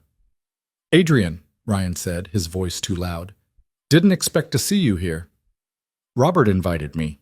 Adrian pulled out Ava's chair with smooth courtesy, waited until she sat before taking his own seat. You remember my wife, Ava? The reminder landed like a slap. Claire's smile twitched. Of course. Ryan sat stiffly, not meeting Ava's eyes. Congratulations again. On the marriage. Thank you. Ava picked up her water glass, took a sip to have something to do with her hands. Congratulations on yours as well. The wedding was lovely. You left before the reception really got started, Claire said. Her voice had that fake sweetness she used when she was angry. We missed you at the after-party. We had other plans, Adrian said casually, our own celebration to get to. The implication hung in the air. Ryan's jaw clenched. The older couple Ava didn't recognize turned out to be Robert and Margaret Hale, Ryan's parents. Margaret looked exactly like Ava remembered. Severe bob, pearls that probably cost 5 figures, an expression of perpetual disappointment. Mrs. Voss. Margaret's tone made it clear she still thought of Ava as that unsuitable girl her son had briefly dated. What an unexpected development. Life is full of surprises, Ava said. Clearly. Margaret's gaze flicked to Adrian. I wasn't aware you two knew each other. We didn't. Until recently. Adrian's hand found Ava's under the table, his fingers lacing through hers. The touch was warm and grounding and entirely for show. Sometimes these things happen quickly when they're right. Oh, Robert Hale, a man who'd made his fortune in finance and looked like he'd never smiled in his life, grunted. Quick marriages rarely last. I suppose we'll see, Adrian said mildly, though Ava and I have a different perspective on commitment than most people. Which is? Margaret's voice was sharp. That it's a choice you make every day, not a feeling you wait to fade. Adrian squeezed Ava's hand. Right, darling? Darling. The endearment sounded natural coming from him, like he'd said it 1,000 times. Right, Ava managed. The bored young woman turned out to be Claire's sister, Ashley, who looked at everyone with equal disinterest until the waiters brought wine. Then she perked up. Dinner was excruciating. Course after course of food, Ava barely tasted while Ryan's parents asked pointed questions about Adrian's business, Ava's background, how they'd met. Adrian deflected everything with practiced ease, giving just enough information to seem forthcoming without revealing anything real.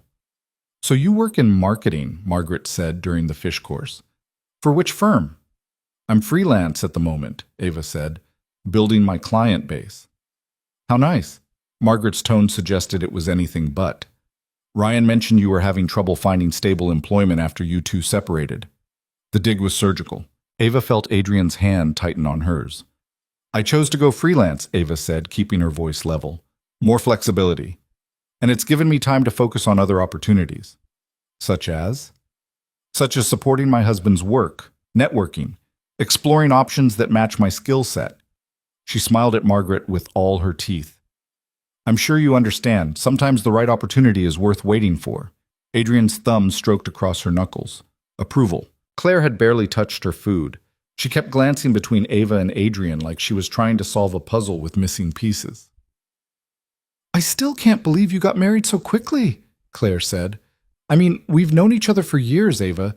You never even mentioned you were dating anyone." "We weren't talking," Ava reminded her, "for obvious reasons." "Still, this is so unlike you. Getting married to someone you barely know. How do you know how well they know each other?" Adrian's voice was pleasant, but edged with something dangerous. "From what Ava's told me, you two haven't been close in quite some time." Claire flushed. "I just meant that you're surprised Ava could move on?" Adrian leaned back in his chair, his posture relaxed but his eyes cold. "That she could find someone who actually values her instead of settling for mediocre?" Ryan's face went red. "Watch it." "Or what?" Adrian's smile was sharp. "You'll what, exactly?" "Gentlemen," Robert Hale's voice cut through the tension. "This is hardly the place." "You're right, my apologies." Adrian's hand moved from under the table to rest on Ava's shoulder, a clear claiming gesture. "I get protective. Occupational hazard." The rest of dinner passed in strained silence, broken only by Ashley asking for more wine and Margaret making passive-aggressive comments about proper etiquette. When the speeches started, Ava could finally breathe. The museum director droned on about contemporary art and community support while waiters cleared plates. Ava caught Claire watching her 3 separate times, each look more confused than the last. Good.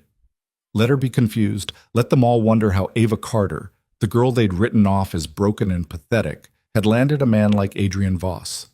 During dessert, Ryan leaned across the table. His voice was low, meant only for Ava. "Can we talk, privately?" "No," Adrian answered before Ava could. "I wasn't asking you," Ryan said. "You're asking my wife. The answer is no." Adrian's voice was calm, but absolute. "Anything you need to say can be said here." Ryan's mouth opened, closed. He looked at Ava. "Please." Part of her wanted to hear what he'd say. Wanted to know if he regretted anything, if seeing her with Adrian had made him realize what he'd thrown away. But a bigger part of her didn't care anymore. "Adrian's right," Ava said. "We don't have anything to talk about." "Ava, you made your choice. I made mine." She met his eyes directly for the first time all night. "We're done, Ryan. We were done the moment you decided I wasn't good enough for your world." "That's not... I never said... You didn't have to." Ava stood, and Adrian immediately stood with her. "Enjoy your dessert. Enjoy your marriage. Enjoy everything you wanted." She walked away from the table, head high, Adrian's hand steady on her lower back. They made it to the lobby before her knees started shaking. "Keep walking," Adrian murmured. "Almost there." He guided her through the crowd, past curious stares and whispered questions, out into the cool night air. The valet brought the car, and Adrian held the door while Ava climbed in, her hands trembling so badly she could barely manage her seatbelt. Adrian drove in silence for 5 blocks before pulling over. "What are you doing?" Ava asked. "Giving you a minute." He turned to face her. "You did well back there." "I almost lost it." "But you didn't. You stood your ground, you didn't apologize, and you walked away on your terms." His voice was matter-of-fact. "That's winning. Doesn't feel like winning." "It will. Tomorrow, when half the city is talking about how poised you were, how obviously devoted I am, how the Hales looked rattled." Adrian reached over, tilted her chin up so she had to look at him. "You showed them exactly what they lost. That was the point." His touch was gentle but firm, his gray eyes searching hers for something Ava couldn't name. "Why do you care?" she asked. "Really, not the business reason. Why do you actually care if I feel better about this?" Adrian's thumb brushed across her jawline, barely a touch, but it sent heat through her entire body. "Because you deserve better than what they gave you," he said quietly. "And maybe I'm tired of watching people settle for less than they're worth." "Including you?" Something flickered in his expression. "Including everyone." He let go of her face, returned his attention to the road, pulled back into traffic. The moment shattered like glass. They drove the rest of the way home in silence. Ava's mind kept replaying the look on Ryan's face, Claire's confusion, Margaret Hale's barely concealed disdain. But most of all, she kept thinking about Adrian's hand on hers under the table. The way he defended her without hesitation, the thumb stroking her knuckles in silent support. It was all fake. Performance. But it had felt real. That was the dangerous part. Back at the penthouse, Ava kicked off her heels the second they were through the door. Her feet ached and her face hurt from holding a polite smile for 3 hours. "Drink?" Adrian asked, heading to the bar. "Something strong." He poured them both scotch, the good kind from a crystal decanter, and handed her a glass. They stood by the windows, looking out at the city lights. "Thank you," Ava said, "for tonight, for defending me." "That's part of the arrangement." "Still, you didn't have to be so convincing about it." Adrian took a drink. "If we're going to sell this, it has to be convincing. Half measures don't work." "Is that what this is? A performance?" "What else would it be?" Ava wanted to say something, point out that his hand on hers had felt like more than performance, that the way he'd looked at her when he called her darling had made her stomach flip, that somewhere between the museum and the car, she'd started forgetting this wasn't real. But saying any of that would be stupid, would make her vulnerable in a way she'd promised herself she wouldn't be again. "Nothing," she said, "just making sure we're still on the same page." "We are." Adrian finished his drink, set the glass down. "I have early meetings tomorrow. You should sleep in, recover from tonight." "What about the schedule? Patricia said something about lunch at the Carlton Club." "I'll reschedule. You've earned a day off." He headed toward his room, stopped at the doorway. "You really did well tonight, Ava. I meant that." Then he was gone, leaving her alone with her scotch and the uncomfortable realization that she was starting to crave his approval more than she should. The next morning, Ava woke to sunlight streaming through her windows and the smell of coffee. She dragged herself out of bed, pulled on yesterday's t-shirt, and padded to the kitchen. Adrian sat at the island with his laptop and phone, looking like he'd been awake for hours. He'd traded the tuxedo for slacks and a white shirt, sleeves rolled up. "Morning," he said without looking up. "I thought you had meetings." "Pushed them to 10, wanted to make sure you were okay after last night." The consideration caught her off guard. "I'm fine." "You're lying." He finally looked at her. "But that's allowed." Ava poured coffee, added cream. "Did you reschedule lunch?" "Moved it to next week. Today you have nothing scheduled." "What about you?" "I have a conference call at 11, site visit at 2, dinner meeting at 7. He returned his attention to his screen. "None of which require you." "So I just, what, sit here?" "Do whatever you want. Go out, explore the city, sleep all day. You're not a prisoner." But it felt like she was in a weird way, trapped in this beautiful penthouse, playing a role she wasn't sure she believed in anymore. Her phone buzzed. Text from an unknown number. "We need to talk. This is ridiculous." "Ryan." Ava stared at the message, felt Adrian watching her. "What?" he asked. "Ryan wants to talk." "What did you say?" "Nothing yet." Adrian stood, came around the island. "Let me see." She handed him the phone. He read the message, his expression darkening. "Block him," Adrian said. "What?" "Block his number.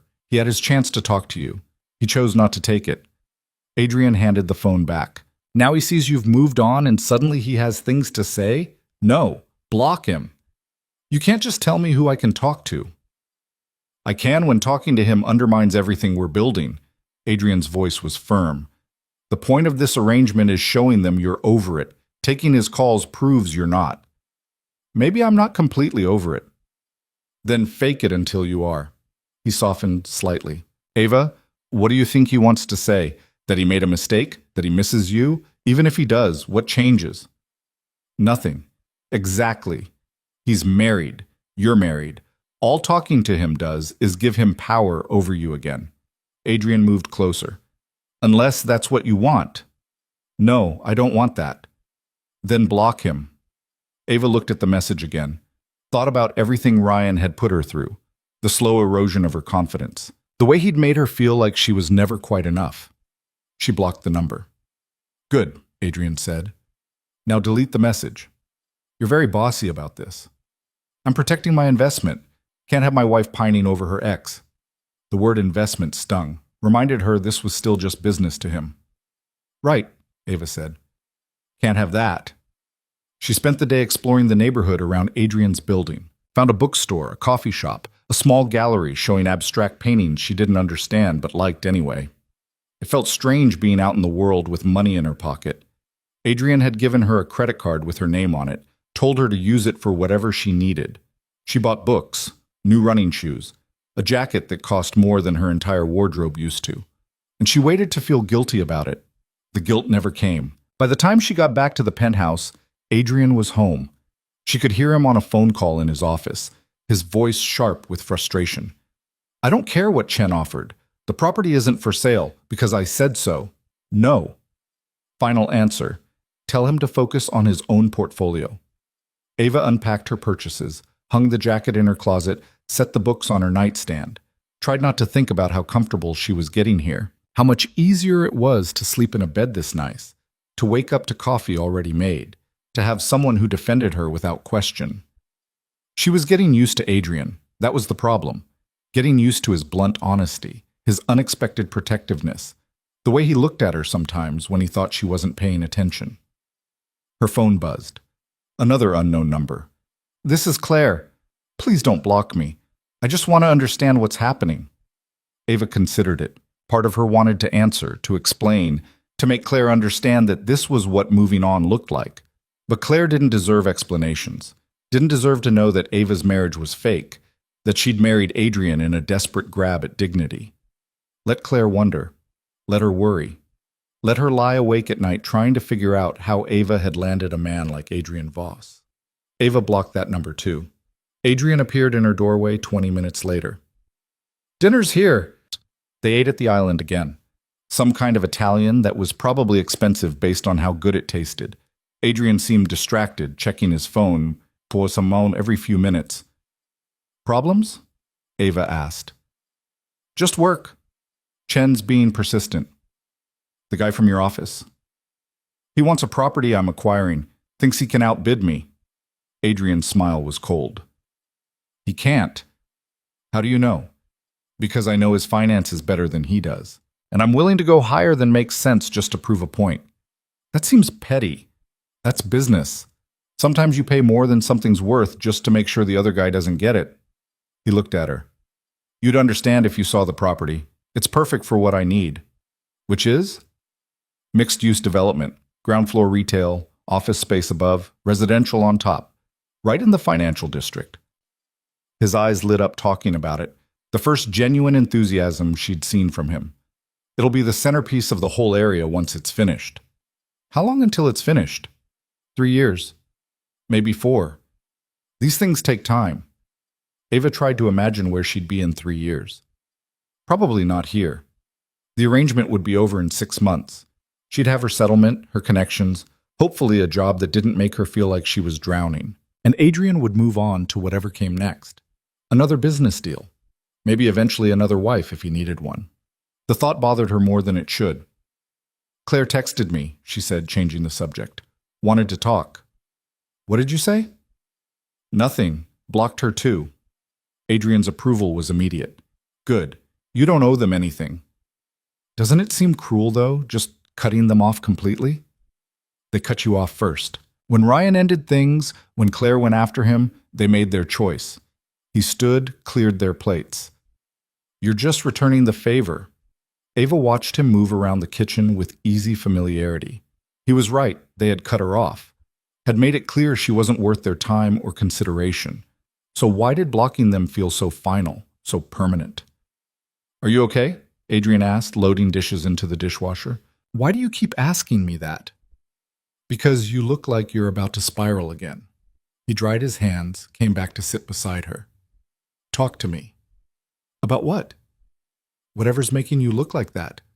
Ava laughed, the sound bitter. "Like what?"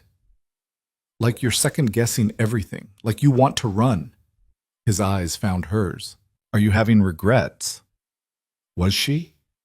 Regretting marrying a stranger, moving into his home, letting him restructure her entire life?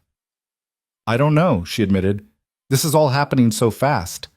A week ago I was sleeping on my cousin's couch. Now I'm wearing $1,000 dresses and blocking my ex-best friend and pretending to be someone's wife." "You're not pretending. You are my wife. Legally, factually, in every way that matters to the outside world." But not really. Adrian was quiet for a moment. Does it feel not real? Sometimes. And sometimes it feels too real, and that scares me. Why? Because I'm starting to care what you think. Because your approval matters more than it should. Because when you touch me, I forget this is fake. But she couldn't say any of that. Because in 6 months this ends, Ava said instead. And I don't know what happens to me when it does. You'll have money, connections, options you didn't have before. Adrian's voice was steady, certain. You'll be fine. You sound so sure. I am sure. Because I've watched you survive worse than this with nothing but spite and determination. Imagine what you'll do with actual resources. Ava wanted to believe him, wanted to trust that this was all building towards something better instead of just postponing an inevitable crash. Okay, she said quietly. Okay? I'm choosing to believe you, for now. She met his eyes. But if this all falls apart, I'm blaming you. Adrian's smile was sharp and real. Fair enough. They cleaned up dinner together in comfortable silence. Ava was loading glasses into the dishwasher when her phone rang. Unknown number. Again. She almost didn't answer, but something made her pick up. Ava Carter? A woman's voice, professional and unfamiliar. Ava Voss, she corrected automatically. Right, of course. This is Jennifer Wallace from Metropolitan Marketing Group. We spoke briefly at the museum benefit last night. Ava searched her memory, came up blank. I'm sorry, That's fine, it was crowded. I'm VP of Client Relations. I was at table 12. Jennifer's voice warmed. I was very impressed with how you handled the Hale family. That kind of grace under pressure is rare. Oh, thank you. I'm actually calling because we have a senior position opening up. Brand Strategy Director. I think you'd be perfect for it based on what Adrian mentioned about your background. Ava's heart stuttered. Adrian mentioned me. During cocktails before dinner, said you were one of the sharpest strategists he'd ever worked with, just hadn't found the right opportunity yet. Jennifer paused. I'd love to set up a meeting to discuss it further. Are you available next week?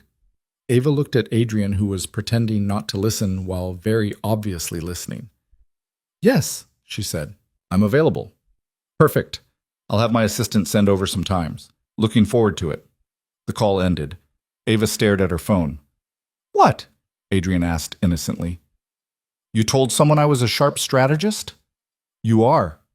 You've never seen me work. I've seen you navigate a hostile wedding reception and a dinner table full of people who wanted you to fail. That's strategy. He crossed his arms. Besides, Jennifer's been looking for someone for months. I just pointed her in your direction. This is part of the plan, isn't it? The connections you mentioned. This is me making sure you have options when this arrangement ends. Adrian's voice was careful. So you're not dependent on the settlement. So you actually have the career you deserve. Something warm expanded in Ava's chest. Thank you. Don't thank me yet. You still have to get the job. Right. No pressure. Exactly. Just go in there and show them what you can do. He smiled. And try not to look so surprised when people recognize your value. It's unbecoming. Ava threw a dish towel at him. He caught it, laughing. The first genuine laugh she'd heard from him. It changed his whole face, made him look younger, less guarded, more human. I'm going to bed, Ava said before she could do something stupid like tell him how that laugh made her feel. Big day tomorrow, apparently. Good night, Ava. She was halfway to her room when he called after her. For what it's worth, you really did handle tonight perfectly. Ryan looked like he wanted to crawl under the table. Ava smiled. Good. That was the point, right? That was exactly the point. She closed her bedroom door, leaned against it, and tried to ignore the fact that making Adrian proud felt better than any revenge against Ryan ever could. The interview with Jennifer Wallace was scheduled for Tuesday morning at 9. Ava spent the entire weekend preparing. She researched Metropolitan Marketing Group until she could recite their client list from memory, studied their recent campaigns, analyzed their brand positioning strategies. Adrian let her use his office Sunday afternoon, didn't comment when he found her surrounded by printouts and notes at midnight. He just set a cup of tea beside her laptop and said, Don't stay up all night. She stayed up until 3 anyway. Monday brought 2 more events. A lunch with potential investors where Ava smiled through conversations about commercial real estate she barely understood, and a cocktail party for some tech startup where everyone was under 30 and talked too fast. Adrian kept her close at both, his hand perpetually at her lower back or holding hers, the perfect attentive husband. It was getting harder to remember it was all performance, especially when they got home Monday night and he asked, "How are you feeling about tomorrow?" "Terrified." "Good. Means you care." Adrian loosened his tie, poured them both scotch. "Want to practice?" "Practice what?" "The interview. I'll ask questions, you answer. Get comfortable with selling yourself." Ava took the glass he offered. "You don't have to do that." "I know, but you've been spiraling all weekend, and if you go in there looking like you expect to fail, they'll pass." He settled onto the couch. "So, we practice." "Come on." They ran through mock questions for an hour. Adrian was ruthless, asking the kinds of things that made Ava stumble, pushing when her answers were weak, forcing her to defend her choices and experience. By the end, she was exhausted and annoyed and significantly more confident. "Better," Adrian said. "Now you sound like someone who knows what she's worth." "I feel like I just got interrogated." "Jennifer's going to be tougher. She didn't build that firm by being nice." He finished his drink. "But you can handle her. Just remember, you're not asking for a favor. You're offering them something they need." "Which is?" "Fresh perspective. Strategic thinking. Someone who hasn't been doing the same job the same way for 20 years. His eyes met hers. "They need you more than you need them. Act like it." Tuesday morning, Ava dressed in one of the suits from Lauren's selections. Charcoal gray, perfectly tailored, the kind of thing that said competent professional without trying too hard. She did her makeup carefully, pulled her hair back in a sleek ponytail. When she emerged from her room, Adrian was waiting by the door with coffee in a travel mug.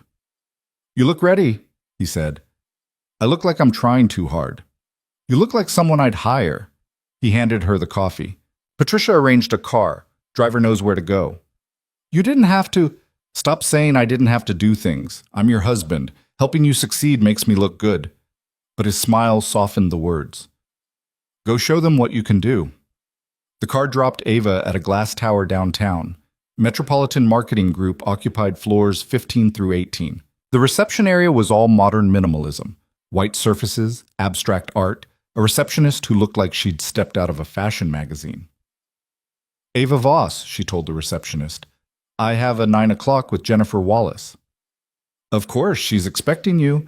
I'll let her know you're here." Ava sat in a chair that was more art installation than furniture and tried not to throw up. This was insane. She'd been out of the industry for months. Her resume had a gap she couldn't fully explain. What made her think she could walk into a senior position at a firm like this? "Mrs. Voss?" A woman in her 30s appeared. "I'm Melissa Chen, Jennifer's executive assistant. She's ready for you." Ava followed Melissa to an elevator, up to the 17th floor, down a hallway lined with awards and campaign materials. Jennifer's office was corner suite with views that rivaled Adrian's. Jennifer herself was exactly what Ava expected. Mid-40s, power suit, the kind of handshake that communicated confidence without crushing bones.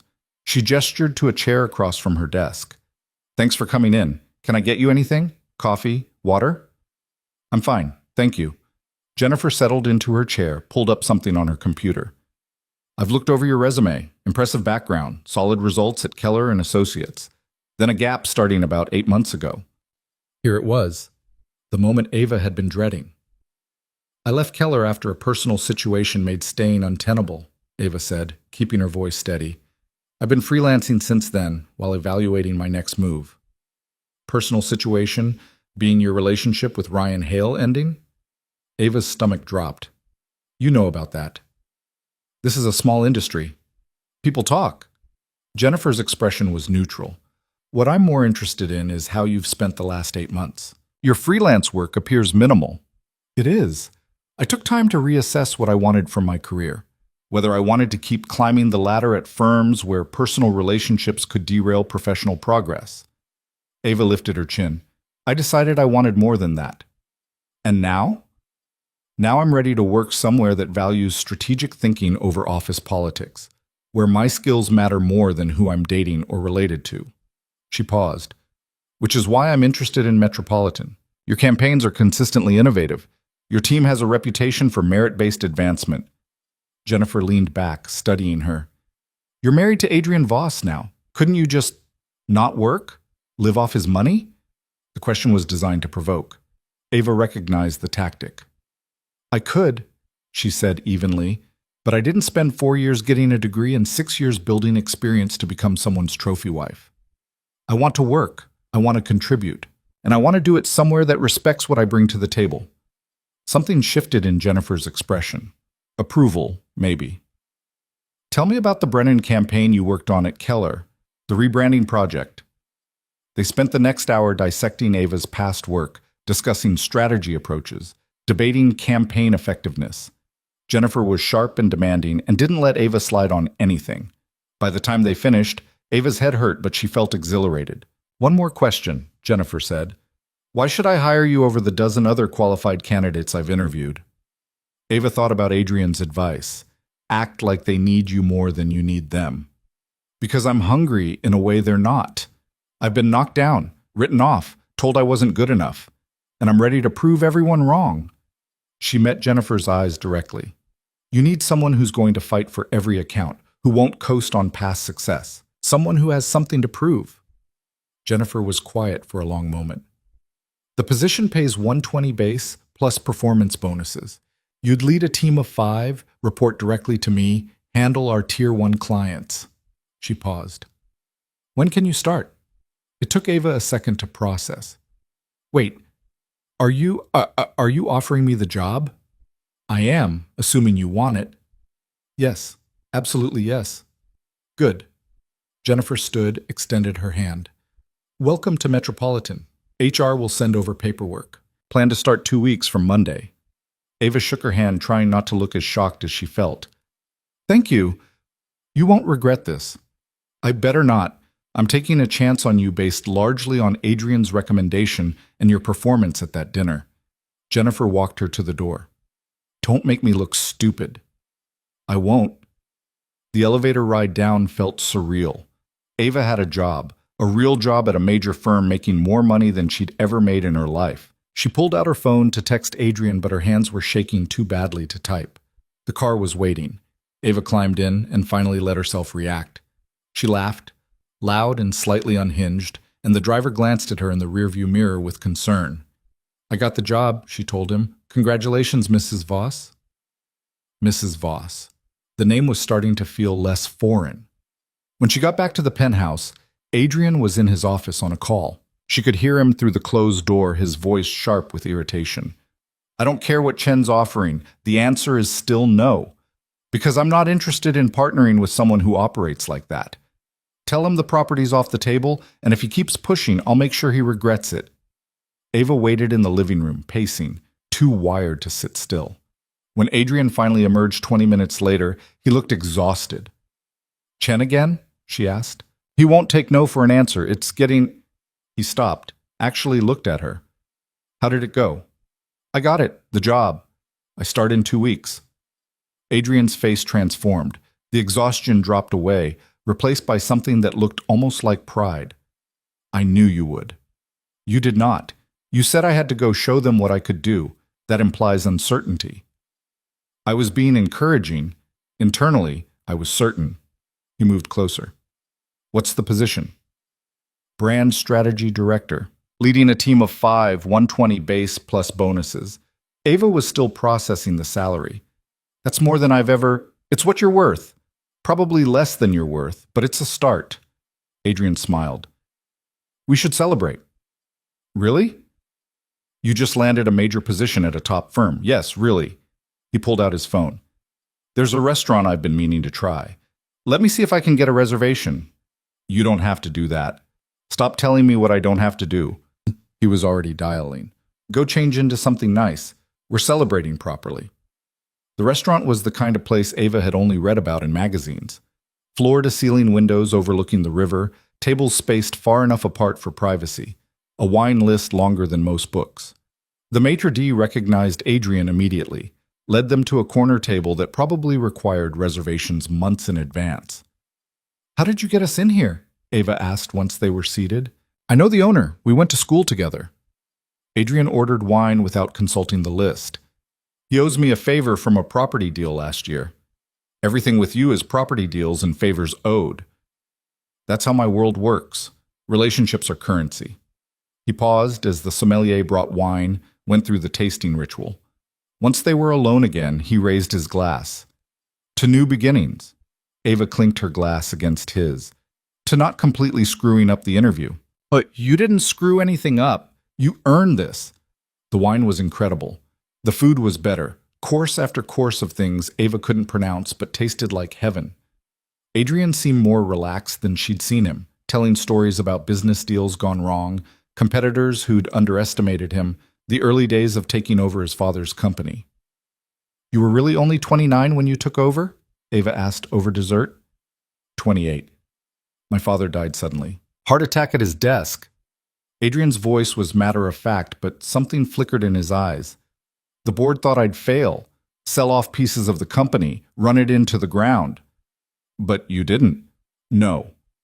I fired half of them, restructured everything, took risks they never would have approved, scared the hell out of everyone in the process. He smiled without humor. Turned out I was better at this than he was. He just never wanted to admit it. That must have been hard, losing him and having to prove yourself at the same time. Adrian was quiet for a moment. It was clarifying, made me realize I didn't need his approval or anyone else's, just results. Is that why you don't do relationships? Because you don't need approval? I don't do relationships because they're inefficient. They require emotional investment I don't have time or inclination for. He refilled their wine glasses. This arrangement works because it's honest. We both know what it is. Right, the arrangement. For a few hours, Ava had almost forgotten this was all fake, that the man sitting across from her celebrating her success was her husband in name only. What happens when it ends, she asked. The arrangement, I mean. Do we just stop? We divorce quietly. You keep your job, your connections, your settlement. I close my acquisition and move on with my life. Adrian said it like he was discussing logistics. Clean break. No complications. And we never see each other again? He hesitated. Probably not. Our worlds don't naturally overlap outside of this. The thought bothered Ava more than it should. She'd gotten used to Adrian, used to his brutal honesty, his unexpected support, the way he pushed her to be better. The idea of just walking away from that in a few months felt wrong.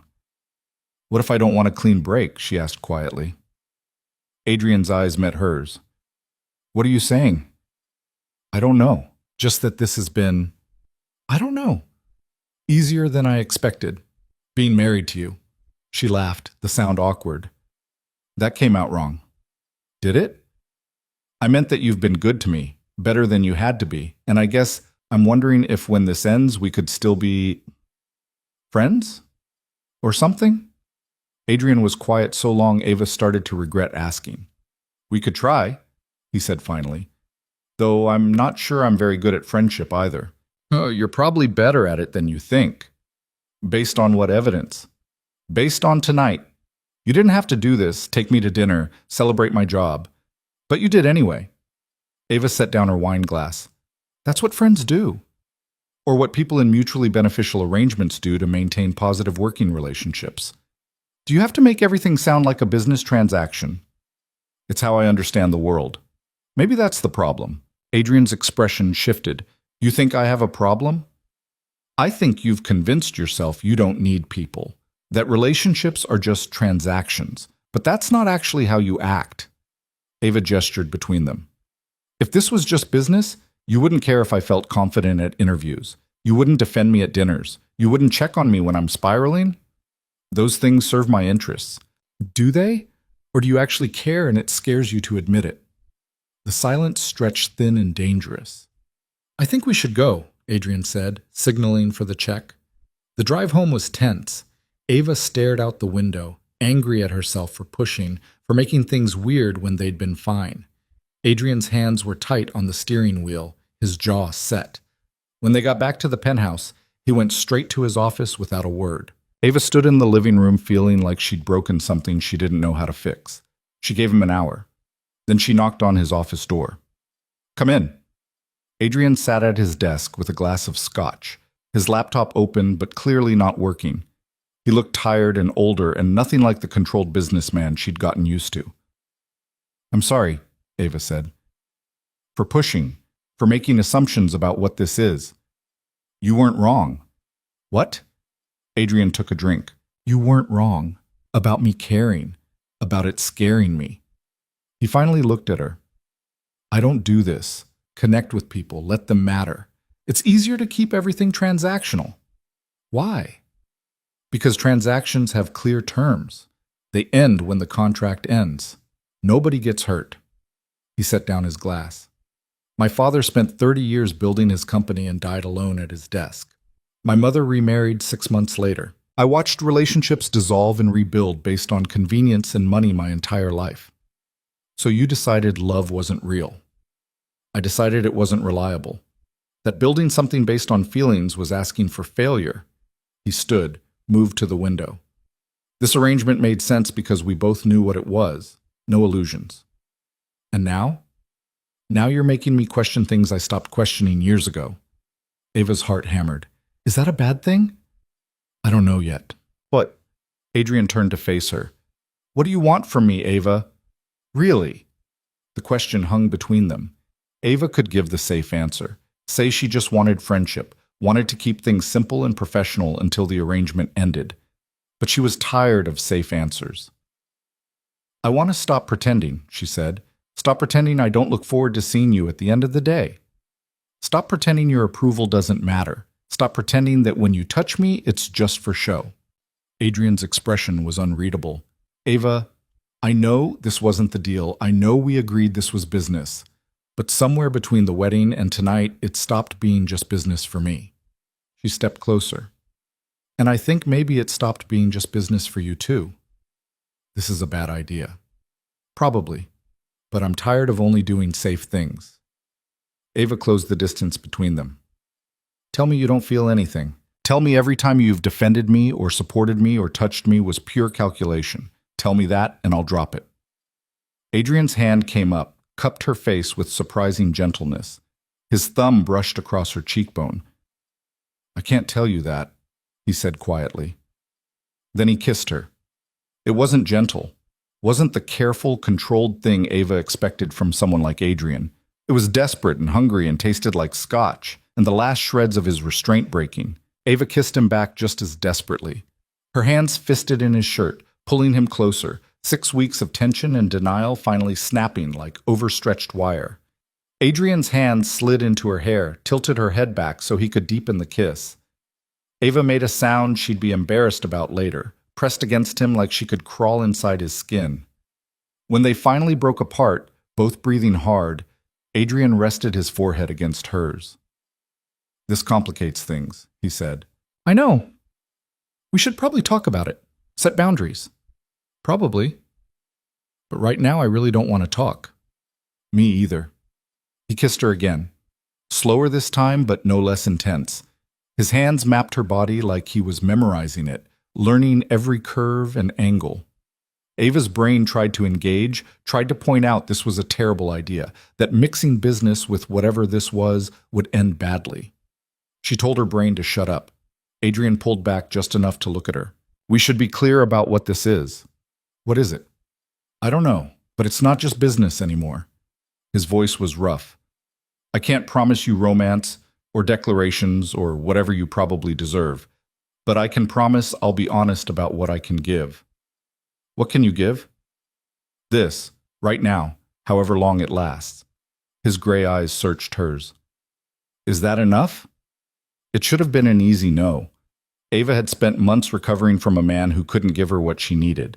Getting involved with another emotionally unavailable man was asking for the same heartbreak. But Adrian was nothing like Ryan. He didn't make promises he couldn't keep, didn't pretend to be something he wasn't. It's enough, Ava said. For now. Relief flashed across Adrian's face before he buried it in another kiss. They didn't make it to either bedroom. Adrian backed her against his desk, his hands under her shirt, her legs wrapped around his waist. Papers scattered to the floor. His laptop got shoved aside. Neither of them cared. Later, much later, they ended up in Adrian's bed. Ava had never been in his room before. It was surprisingly simple. Dark sheets, minimal furniture, No personal touches except a single photo on the nightstand of a younger Adrian with an older man who must have been his father. Tell me about him, Ava said, tracing patterns on Adrian's chest. My father? Yeah. Adrian was quiet for a long time. He was brilliant at business, terrible at everything else.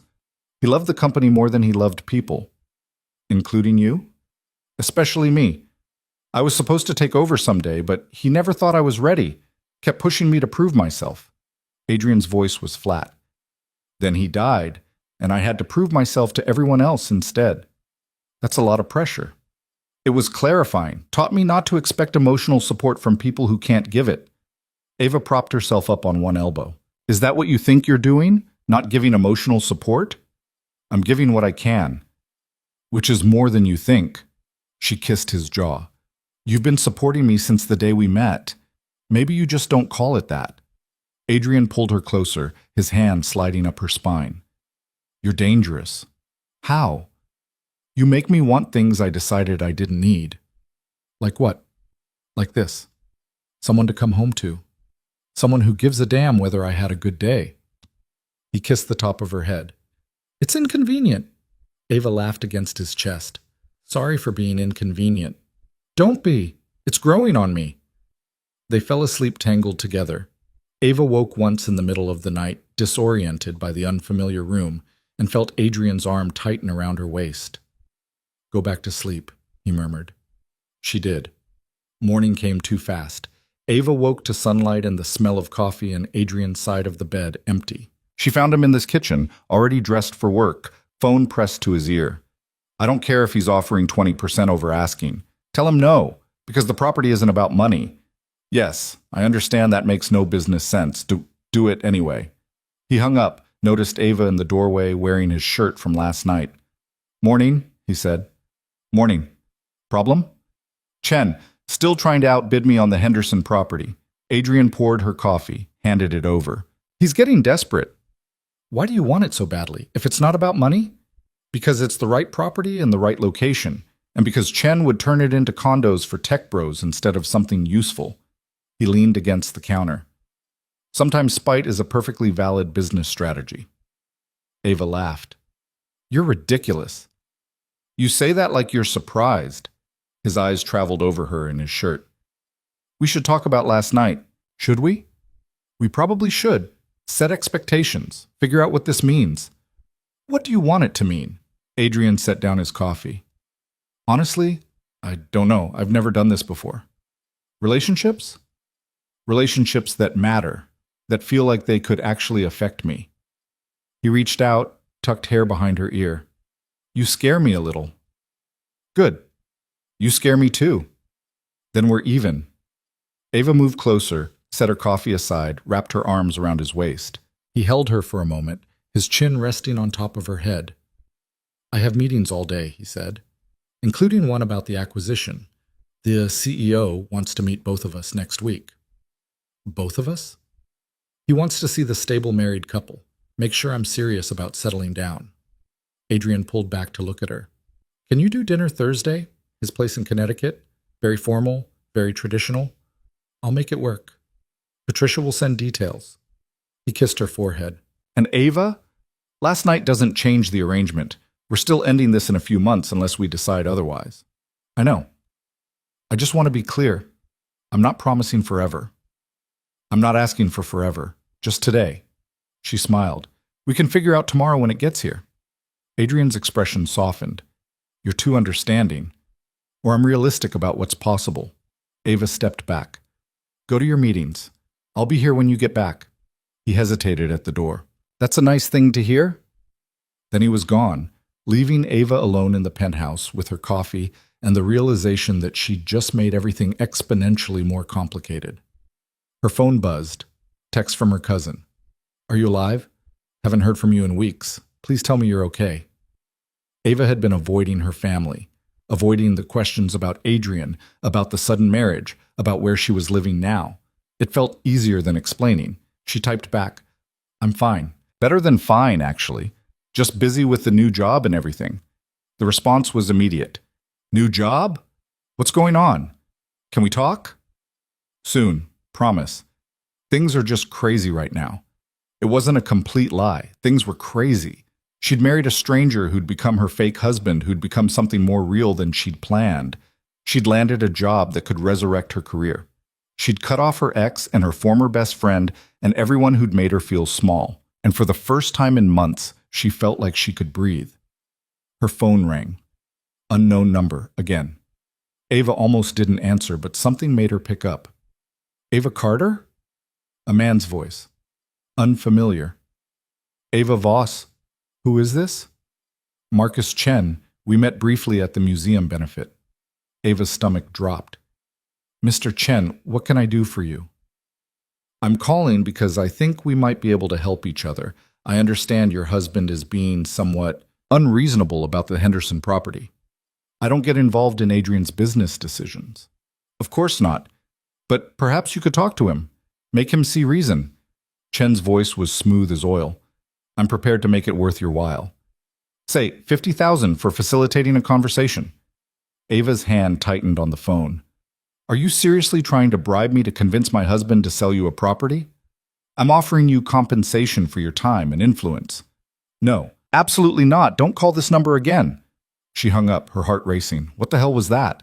She called Adrian immediately. Chen just called me, she said when he answered. Tried to bribe me to convince you to sell him the Henderson property. Silence. Then, what did you say? I told him no and hung up. Adrian, what's going on? Chen's getting desperate. I knew he wanted the property, but I didn't think he'd go after you. His voice was tight with anger. I'm handling this. Don't take any more calls from unknown numbers. He offered me $50,000. He offered you $50,000 and you still said no? Of course I said no. Did you think I'd take it? Adrian was quiet for a moment. No, I knew you wouldn't, but thank you for proving me right. He paused. I have to go. We'll talk about this tonight. The call ended. Ava stared at her phone, processing. Chen had tried to use her to get to Adrian, had assumed she could be bought. A few months ago, maybe she could have been. $50,000 would have changed her life. Paid off debt, gotten her a real apartment, bought her time to figure things out. But now? Now she had something worth more than money. She had Adrian's trust, and she wasn't about to destroy that for any amount of cash. Adrian came home that night looking like he wanted to set something on fire. He dropped his briefcase by the door, loosened his tie with sharp movements, and poured himself scotch without saying a word. Ava waited on the couch, watching him pace by the windows. Chen withdrew his offer on the Henderson property, Adrian finally said. Just pulled out completely. No explanation. That's good, isn't it? You get the property without competition. It's suspicious. Chen doesn't give up. Ever. Adrian downed half his scotch. He's planning something. Like what? I don't know yet. But men like Chen don't walk away from deals they want unless they found a better angle. He set down his glass, came to sit beside her. I'm sorry he dragged you into this. I can handle a bribe attempt. You shouldn't have to. Adrian's hand found hers. This is exactly why I keep my personal life separate from business.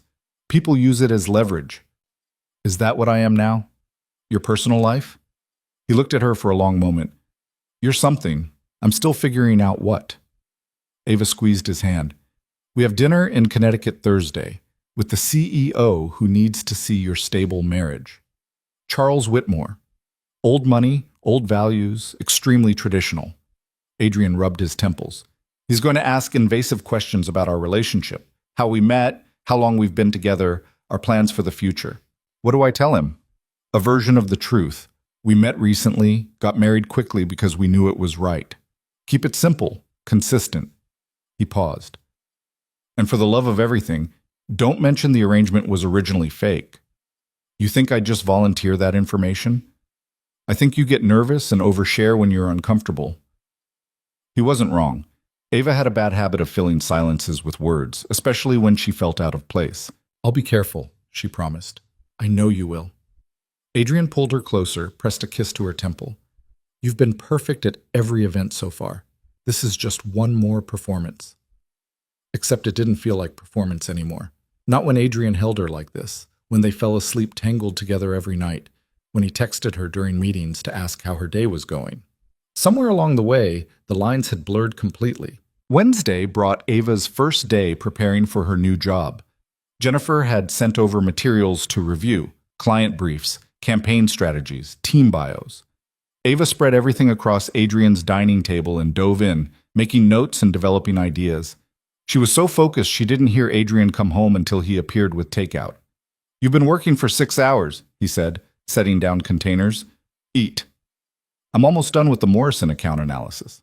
"Eat first. Analysis second." He pulled out a chair. "Besides, I need your opinion on something." Ava closed her laptop. "What?" "I got the Henderson property. Papers signed this afternoon."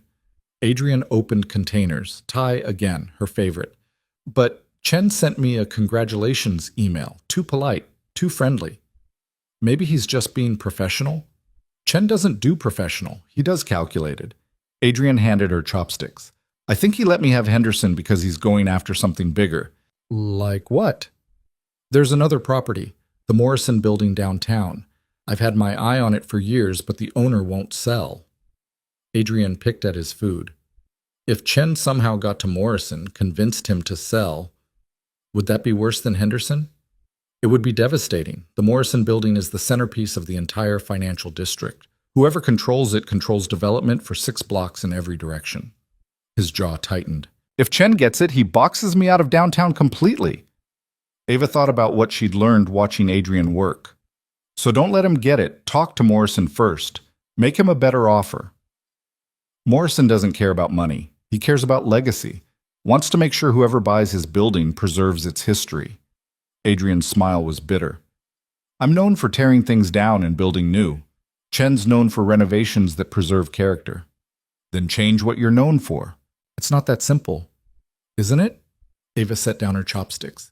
"You said Morrison cares about legacy. Show him you care about it too. Prove you'll preserve what matters while still making it relevant." Adrian looked at her like he was seeing something new. "That would require completely changing my development approach." "So change it. You're good at adapting." She smiled. "You married a stranger to close a deal. Changing your business model should be easy in comparison." He laughed. That real laugh she was getting addicted to. "When did you get so smart about real estate development?" "I'm smart about people. And Morrison's a person before he's a property owner." Ava reached across the table, took Adrian's hand. "Figure out what he actually values and give him that. It's the same as brand positioning." Adrian stared at their joined hands. "I hired the wrong person. You should be consulting, not doing marketing." "Maybe I'll do both, after I prove myself at Metropolitan." "You'll prove yourself. Jennifer doesn't hire people who fail." They finished dinner talking about properties and strategy and Morrison's possible motivations. Ava found herself drawn into Adrian's world in a way that surprised her. The deals weren't just transactions, they were puzzles, each one requiring a different approach. She was starting to understand why he loved it. Thursday arrived with the kind of crisp autumn weather that made everything feel significant. Ava spent 2 hours getting ready for dinner with Charles Whitmore, trying on 3 different dresses before settling on a navy blue sheath that looked professional without being stuffy. Adrian appeared in her doorway while she was fighting with her hair. "Here." He came up behind her, took the clip from her hands, and secured her hair in a simple twist that looked elegant and effortless. "How do you know how to do that?" Ava asked, meeting his eyes in the mirror. "My mother used to make me help her get ready for events. Said it was important I understand the effort women put into appearances." His hands settled on her shoulders. "You look beautiful." "I look nervous." "You look ready." He turned her around to face him. "Whitmore's going to love you. Just be yourself." "What if myself isn't impressive enough?" Adrian's expression softened. "Ava, you walked into your ex's wedding alone and walked out married to me. You landed a senior position at a top firm after months of unemployment. You're more impressive than you give yourself credit for." She wanted to kiss him, wanted to pull him down to her level and forget about dinner and Charles Whitmore and maintaining appearances. But they had a performance to give. The drive to Connecticut took 90 minutes. Adrian's car ate up highway miles while Ava memorized details about their fabricated relationship. They'd met at a business function 6 months ago. Started dating casually, then got serious quickly. Married when they realized they didn't want to wait. Simple, consistent. Mostly true if you ignored the part where they'd actually met in a hallway and married the same day. Stop spiraling, Adrian said without taking his eyes off the road. I'm not spiraling. You're picking at your nails. You only do that when you're anxious. Ava tucked her hands in her lap. What if he asks something we haven't prepared for? Then we improvise. We're smart people, Ava. We can think on our feet. Adrian glanced at her. And remember, he needs to believe this marriage is real more than we need him to invest. We have the power here. Charles Whitmore's estate was exactly what Ava expected. Sprawling colonial revival, perfectly manicured grounds, the kind of old money that whispered rather than shouted. A staff member answered the door and led them through rooms filled with antiques and oil paintings of ancestors who probably owned half the eastern seaboard. Whitmore himself was in his 70s, silver-haired and distinguished in the way that came from generations of breeding and boarding schools. His handshake was firm, his smile warm but assessing.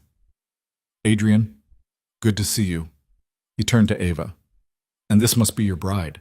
I've heard so much about you, Mrs. Voss. Please call me Ava. She shook his hand with confidence she didn't quite feel. Thank you for having us. My pleasure. It's not often Adrian brings anyone to these dinners. You must be special. She is, Adrian said, his hand settling on Ava's lower back. The gesture was becoming automatic. I'm a lucky man. They were led to a dining room that could have hosted 20 people but was set for 4. Whitmore's wife, Margaret, not to be confused with Ryan's mother, though they probably traveled in the same circles, was already seated. She looked like she'd stepped out of a country club magazine, all pearls and politeness. Dinner was formal and carefully choreographed. Conversation flowed through safe topics, the weather, recent charity events, mutual acquaintances in the business world. Ava let Adrian take the lead, adding comments when appropriate, playing the supportive wife without overselling it. Over the main course, Whitmore finally got personal. So tell me, how did you two actually meet? Adrian's been frustratingly vague about the details. Ava and Adrian exchanged a glance. They'd practiced this. A business function, Ava said. One of those insufferable networking events where everyone's pretending to care about each other's companies. Whitmore laughed. I know the type. Adrian was the only person there who didn't bore me to tears, Ava continued. We started talking and didn't stop for 3 hours. I knew immediately she was different, Adrian added. Smart, direct, didn't care about my money or connections. Just wanted to argue about whether disruption was overrated in business development. It is overrated, Ava said. See? Still arguing. Adrian's smile was fond enough to sell the story. I asked her to dinner the next night. We've barely been apart since. It was close enough to the truth that it didn't feel like lying. They had connected immediately, even if the circumstances were different, and they did argue about business constantly. Margaret looked charmed. How romantic, and the wedding was so quick? When you know, Ava said, borrowing Adrian's earlier line. We didn't see the point in waiting. No children yet? Whitmore asked. The question landed like a landmine. They hadn't discussed this scenario. Not yet, Adrian said smoothly. We're enjoying being newlyweds first, but eventually, yes. Ava tried not to react to the casual lie. They'd never discussed children, had never discussed anything beyond the 6-month arrangement. Smart, Whitmore said. Take your time. Build your foundation first. He leaned back in his chair. That's what I like about you, Adrian. You've finally shown you can think long-term, that you're building something sustainable instead of just chasing the next deal. Ava's influence, Adrian said. She keeps me grounded. The rest of dinner passed in easier conversation. Whitmore talked about the acquisition deal, the timeline, what he needed from Adrian's company. Adrian was professional and prepared, answering questions with confidence. But Ava caught him watching her several times with an expression she couldn't quite read. After dessert, Margaret suggested the women retire to the sitting room while the men talked business. Ava wanted to argue. She hated the outdated gender separation, but Adrian gave her a look that said, play along. So she followed Margaret to a room full of uncomfortable antique furniture and accepted tea she didn't want. You're good for him, Margaret said once they were settled. Adrian, I mean. I've known him since he was a boy. He's always been so driven, so focused on work. I worried he'd end up alone like his father. He's not his father, Ava said. No, but he learned from him. That single-minded pursuit of success. Margaret smiled. You've softened him. Charles noticed it immediately, said Adrian seems happier than he's ever seen him. Ava thought about Adrian's confession that relationships scared him, that he'd decided emotional investment was too risky. He's not as cold as people think, she said. He just shows he cares differently. Clearly, the way he looks at you, Margaret's smile widened. That's not for show. Whatever brought you two together, I think it's real. Was it? Ava wasn't sure anymore where the performance ended and reality began. The men rejoined them an hour later. Whitmore looked pleased. Adrian looked satisfied. They made their goodbyes with promises to finalize details next week. In the car heading back to the city, Ava finally asked, "How did it go?" "Better than expected. He's ready to move forward with the acquisition." Adrian merged onto the highway. "Thanks to you. I barely did anything." "You were perfect. Charming but not trying too hard. Smart without being threatening. Exactly what he needed to see." Adrian's hand found hers across the console. "He said I seemed different, more settled, that you were good for me." Margaret said the same thing. "They're not wrong." Ava looked at him in the dashboard light. "What does that mean?" "It means this arrangement has become something neither of us planned for." Adrian kept his eyes on the road. "And I'm not sure what to do about it." "Do we have to do anything? Can't we just see where it goes?" "For how long?" "We agreed to 6 months.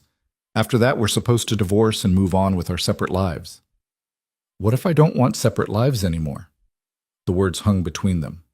Adrian's hand tightened on hers. "Ava, I know what we agreed to.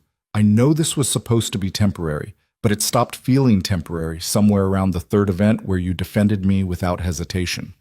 She took a breath. "I'm falling for you, Adrian, and I think you might be falling for me too." He pulled the car over so suddenly Ava grabbed the door handle. They were on a quiet stretch of road, trees on either side blocking out the moon.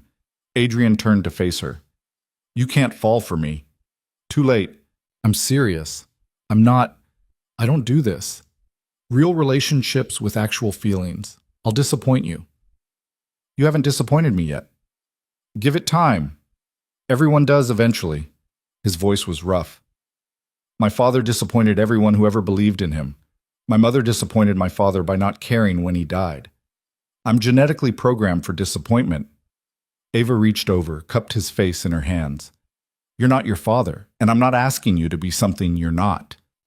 "What are you asking for?" "A chance, to see if this could be real instead of just convenient." She searched his eyes. "Unless you're going to tell me you don't feel anything." Adrian's laugh was hollow. "I feel too much. That's the problem." "That's not a problem, that's being human. I don't know how to do this, how to be in a relationship that matters." "Neither do I. My last one ended with him marrying my best friend." Ava smiled slightly. "Maybe we figure it out together." Adrian pulled her across the console, kissed her hard enough to bruise. When they broke apart, he rested his forehead against hers. "This is insane," he muttered. "Most good things are. I'm going to screw this up." "Probably. I'll screw it up too. We'll take turns." Ava kissed him again, softer this time. "But maybe we'll also get it right sometimes." They sat there on the side of the road for another 10 minutes, not talking, just breathing the same air. Finally, Adrian started the car and pulled back onto the highway. "The arrangement still ends in 6 months," he said. "Okay. But after that, we could try actually dating, seeing if this works without the contract." "I'd like that. I'm not promising happily ever after. I'm not asking for it, just tomorrow. And maybe the day after that." Adrian's hand found hers again. "I can do tomorrow." They drove the rest of the way home in comfortable silence. Ava watched the city lights appear on the horizon and thought about how far she'd come.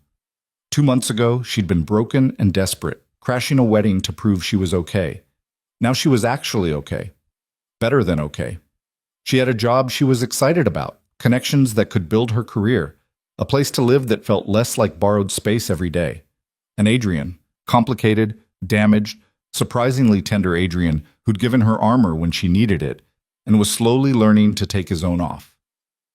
Back at the penthouse, they fell into bed without discussion. This was becoming routine, tangling together, learning each other's patterns, finding comfort in proximity. "Tell me something true," Ava said in the darkness. Adrian's arm tightened around her waist. "About what?" "About you. Something you've never told anyone." He was quiet so long she thought he wouldn't answer. "I was relieved when my father died," he finally said. Not glad, not happy, but relieved, because it meant I could finally stop trying to earn his approval. His voice was barely audible. "That makes me a terrible person. That makes you human. Parents fuck us up. It's what they do best." Eloquent. But true. Ava turned in his arms to face him. "Your turn. Ask me something." "Do you regret it, marrying me in that hallway?" "No." "Do you?" "No." Adrian brushed hair from her face. "I thought I would. Thought it was reckless and stupid and would bite me in the ass. But it's been the best decision I've made in years." "Better than the Henderson property?" "Significantly better." He kissed her forehead. "Go to sleep. You start your new job Monday. You need rest." Ava had almost forgotten about Metropolitan and everything else happening. The job felt simultaneously incredibly important and completely secondary to whatever was developing between her and Adrian. The weekend passed in a blur of preparation and events. Saturday was a charity luncheon where Ava met more of Adrian's business associates. Sunday was supposed to be free, but Adrian got called into an emergency meeting about the Morrison building. "Morrison's fielding offers," he told Ava over breakfast Sunday morning. "Chen definitely got to him. I need to move fast." So use what we talked about. Show him you care about legacy." "I don't have time to develop a whole new approach." "Then fake it until you figure it out." Ava poured more coffee. "You're good at improvising. You married me with zero notice." Adrian smiled despite his stress. "That's different." "How?" "That was instinct. This is business." "Since when are those separate for you?" Ava set down her mug. "Look, I know real estate isn't my expertise, but I know people. And Morrison's a person who wants to believe his life's work matters. Give him that belief." Adrian stared at her for a long moment. Then he pulled out his phone and started typing. "What are you doing?" Ava asked. "Emailing Morrison, requesting a meeting to discuss preservation-focused development." He looked up. "If this works, I'm giving you credit. If it works, we're celebrating. Deal." The meeting with Morrison was scheduled for Monday afternoon, the same day Ava started at Metropolitan. She spent Sunday evening nervous about both, trying on outfits and reviewing campaign materials while Adrian worked on his pitch. They passed each other in the hallway around midnight. "You should sleep," Adrian said. "So should you." "I will, after I finish this proposal." Ava grabbed his hand, pulled him toward the bedroom. "Finish it tomorrow. Tonight you rest." "I don't rest." "Learn." She pushed him onto the bed, climbed in beside him. "Close your eyes. Breathe. Think about something other than work." "I don't know how to do that." "Then think about me." Ava settled against his chest. "Think about how incredible I am and how lucky you are that I married you." Adrian's laugh rumbled through his chest. "You're very humble." "I learned from the best." They fell asleep like that, Ava half on top of Adrian, his hand in her hair, both of them too exhausted to move. Monday morning came too fast. Ava woke to Adrian already dressed, coffee made, her favorite breakfast on the table. "First day nerves?" he asked. "Completely terrified." "Good. Use it. Terror makes you sharp." He handed her coffee. "You're going to be incredible." "What about you? Morrison meeting?"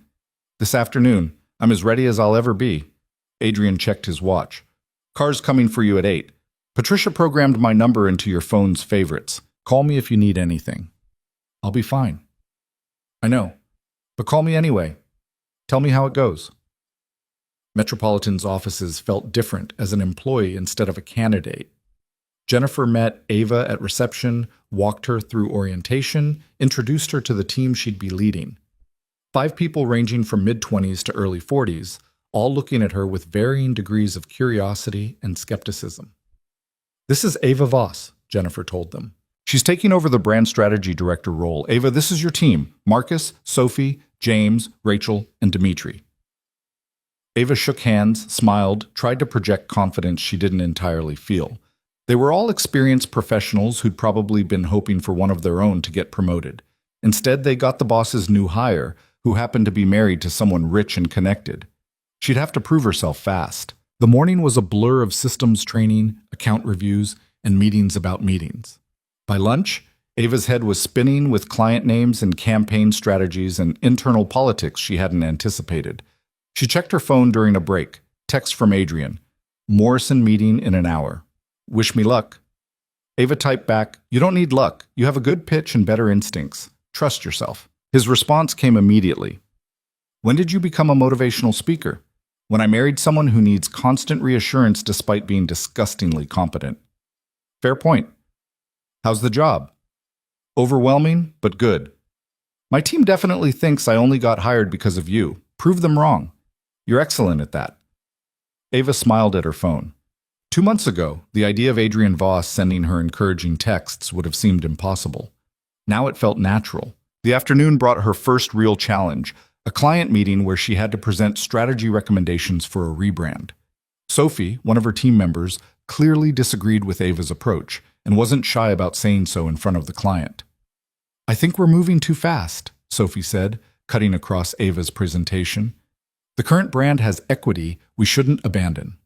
Ava could feel the room shift. This was a test. How she handled pushback from her own team would set the tone for everything going forward. You're right, Ava said, surprising everyone, including Sophie. The current brand does have equity. That's why we're not abandoning it. We're evolving it, building on what works while updating what doesn't.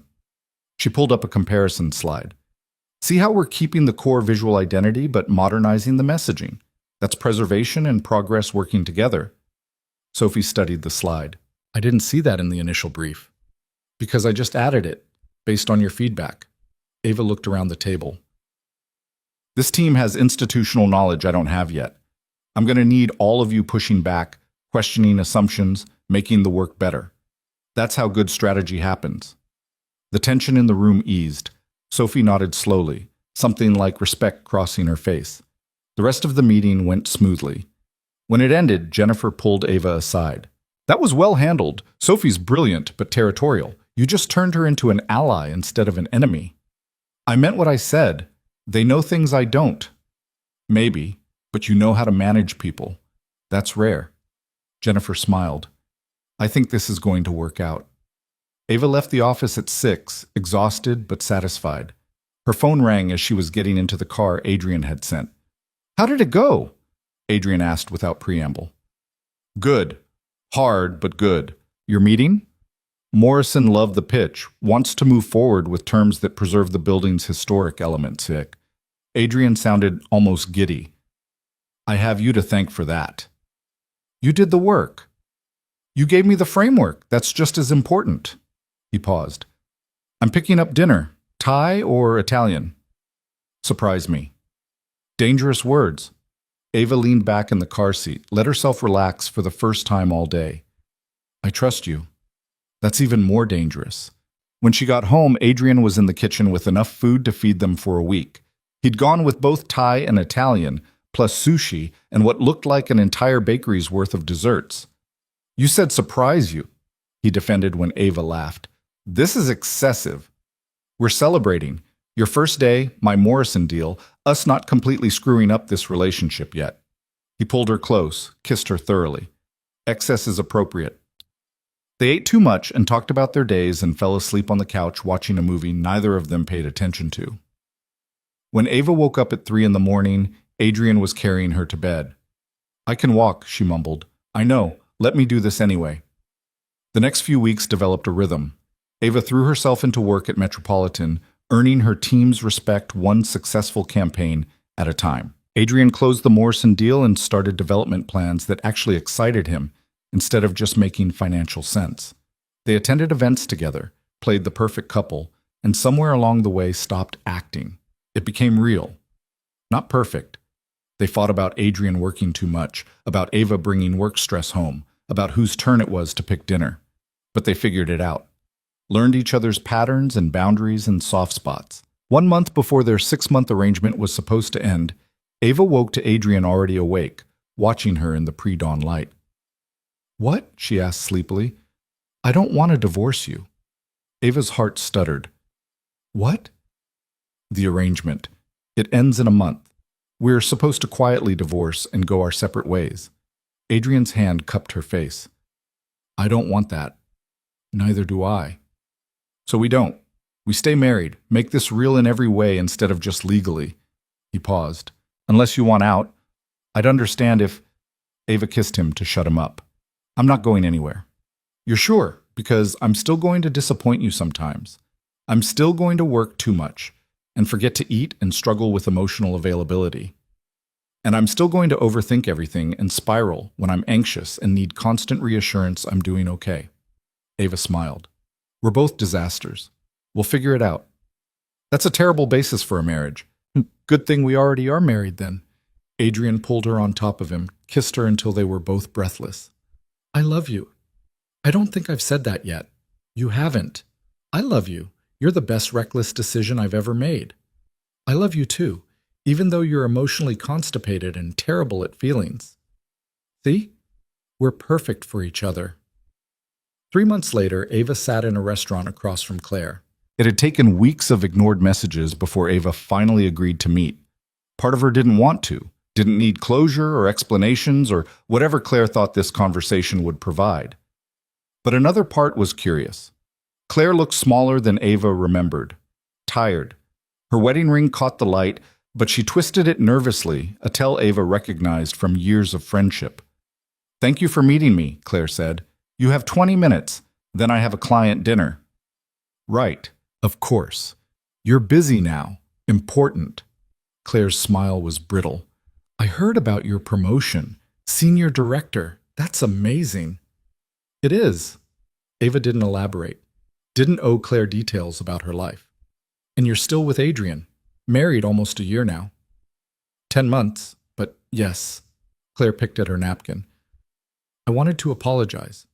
For everything. For Ryan, for the wedding, for how I treated you when you were struggling. Okay. That's it? Just okay? What do you want me to say, Claire? That I forgive you? That we can be friends again? Ava leaned back. I don't forgive you, and we're not friends. You made your choices. I know, I thought you'd want to know Ryan and I are separating. The information landed flat. Ava felt nothing. No satisfaction, no vindication, just mild disinterest. I'm sorry to hear that, she said, and meant it. Not because she cared about Ryan, but because she remembered how much divorce hurt, even when it was the right choice. He never got over you, never stopped comparing me to you. Claire's voice cracked. Especially after you married Adrian, after you became successful and confident and everything he said you weren't. That's not my problem. I know. I just wanted you to know you won. You got everything, the better husband, the better career, the better life. Claire wiped her eyes. You won and I lost, and it's exactly what I deserve. Ava looked at the woman who used to be her best friend, saw the regret and bitterness and self-pity, and felt nothing but distance. This isn't about winning, Ava said quietly. I didn't marry Adrian to beat you. I didn't build my career to prove anything to Ryan. I did those things for me, because I deserved better than what you and Ryan were offering. I know. Do you? Because you're sitting here talking about winning and losing like my life was just some competition with you. Like everything I've done was about you. Ava stood. It wasn't. You stopped mattering months ago. She left cash for her water and walked out. Didn't look back. Outside, Adrian's car was waiting. He'd insisted on picking her up after, said he didn't want her taking the subway after an emotional conversation. How did it go? He asked as she climbed in. Fine. She's separating from Ryan, wanted me to know I won. Ava buckled her seatbelt. I told her it was never about winning. Was it cathartic at least? Not really, just sad. She's still stuck in the same pattern, still making everything about someone else. Ava reached for Adrian's hand. I'm done with them. Both of them. They're just people I used to know. Adrian brought her hand to his lips. Where to? Home or the client dinner? Dinner. I'm not letting them ruin my work. She smiled. Besides, you're coming with me. Jennifer specifically requested you. Me? Why? Because you're charming and you make me look good, and clients love the whole power couple thing we've got going. So I'm your trophy husband now? Exactly. See how you like being arm candy. Adrian laughed, the sound filling the car. I can live with that. The client dinner went well. Ava presented strategy, Adrian charmed everyone with stories about property development, and they left with a signed contract for a 6-month campaign worth more than Ava's annual salary. You're a natural at this, Adrian said on the drive home. At what? All of it. The strategy, the client management, the confidence. You've completely transformed in 10 months. So have you. You smile more. Worry less about what your father would think. That's your influence. Well, we're good for each other. We really are. Adrian pulled into their building's garage, which is why I think we should make this even more official. We're already married. How much more official can we get? Adrian parked, turned to face her. A real wedding. Not a rushed ceremony in a lawyer's office. Something that actually celebrates what we've become. Ava's breath caught. You want a wedding? I want to stand in front of people who matter and tell them I chose you. That every day since that hallway has been the best decision of my life. His hand found hers. We started with paperwork. Let's have the moment too.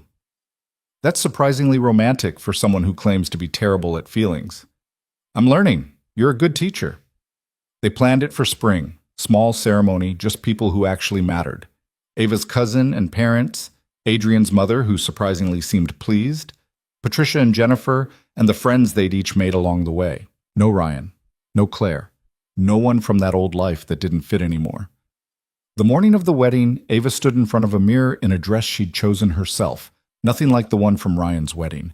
Nothing like what she thought she should wear. Just something that felt right. Ready? Adrian appeared in the doorway. He wasn't supposed to see her before the ceremony, but neither of them cared about traditions that didn't serve them. Completely terrified. Good. Terror makes you sharp. He came up behind her, met her eyes in the mirror. You look beautiful. You're biased. Absolutely. Doesn't make it less true. His arms wrapped around her waist. Thank you. For what? For crashing that wedding, for being reckless enough to marry me, for proving me wrong about relationships. He kissed her temple. For being exactly what I didn't know I needed. Ava turned in his arms. Thank you for seeing me when I couldn't see myself. For giving me armor when I needed it and helping me take it off when I didn't. She smiled. For being the best fake husband who became a real one. We should probably go. People are waiting. Let them wait. I'm having a moment with my husband. They stood there in the getting ready room, holding each other, neither one in a rush to perform for anyone else. Because that was the thing they'd both learned. Life wasn't about performing. Wasn't about being perfect or meeting expectations or proving anything to people who didn't matter. It was about finding someone who saw your cracks and loved you anyway. Who challenged you to be better while accepting you exactly as you were. Who turned your reckless desperation into something beautiful. The ceremony was short and sincere. Adrian's vows made people cry, including Adrian himself, which he pretended didn't happen even though everyone saw. Ava's vows were a love letter to the man who'd given her an escape route and became her home instead. At the reception, they danced to a song they'd picked together. No performances, no pretending, just two people who'd found each other in a hallway and decided to keep choosing each other every day after. Any regrets? Adrian asked as they swayed together. Not one. Even though I'm still terrible at feelings? Even though you're getting better. Ava looked up at him. Besides, I didn't marry you for your emotional availability. I married you for your property portfolio. Obviously. Why else would anyone marry me? Your devastating good looks? Also acceptable. They kissed, and people clapped, and Ava thought about the girl who'd walked into a wedding wearing borrowed confidence and a cheap dress. The girl who'd been so broken, she married a stranger just to feel whole again.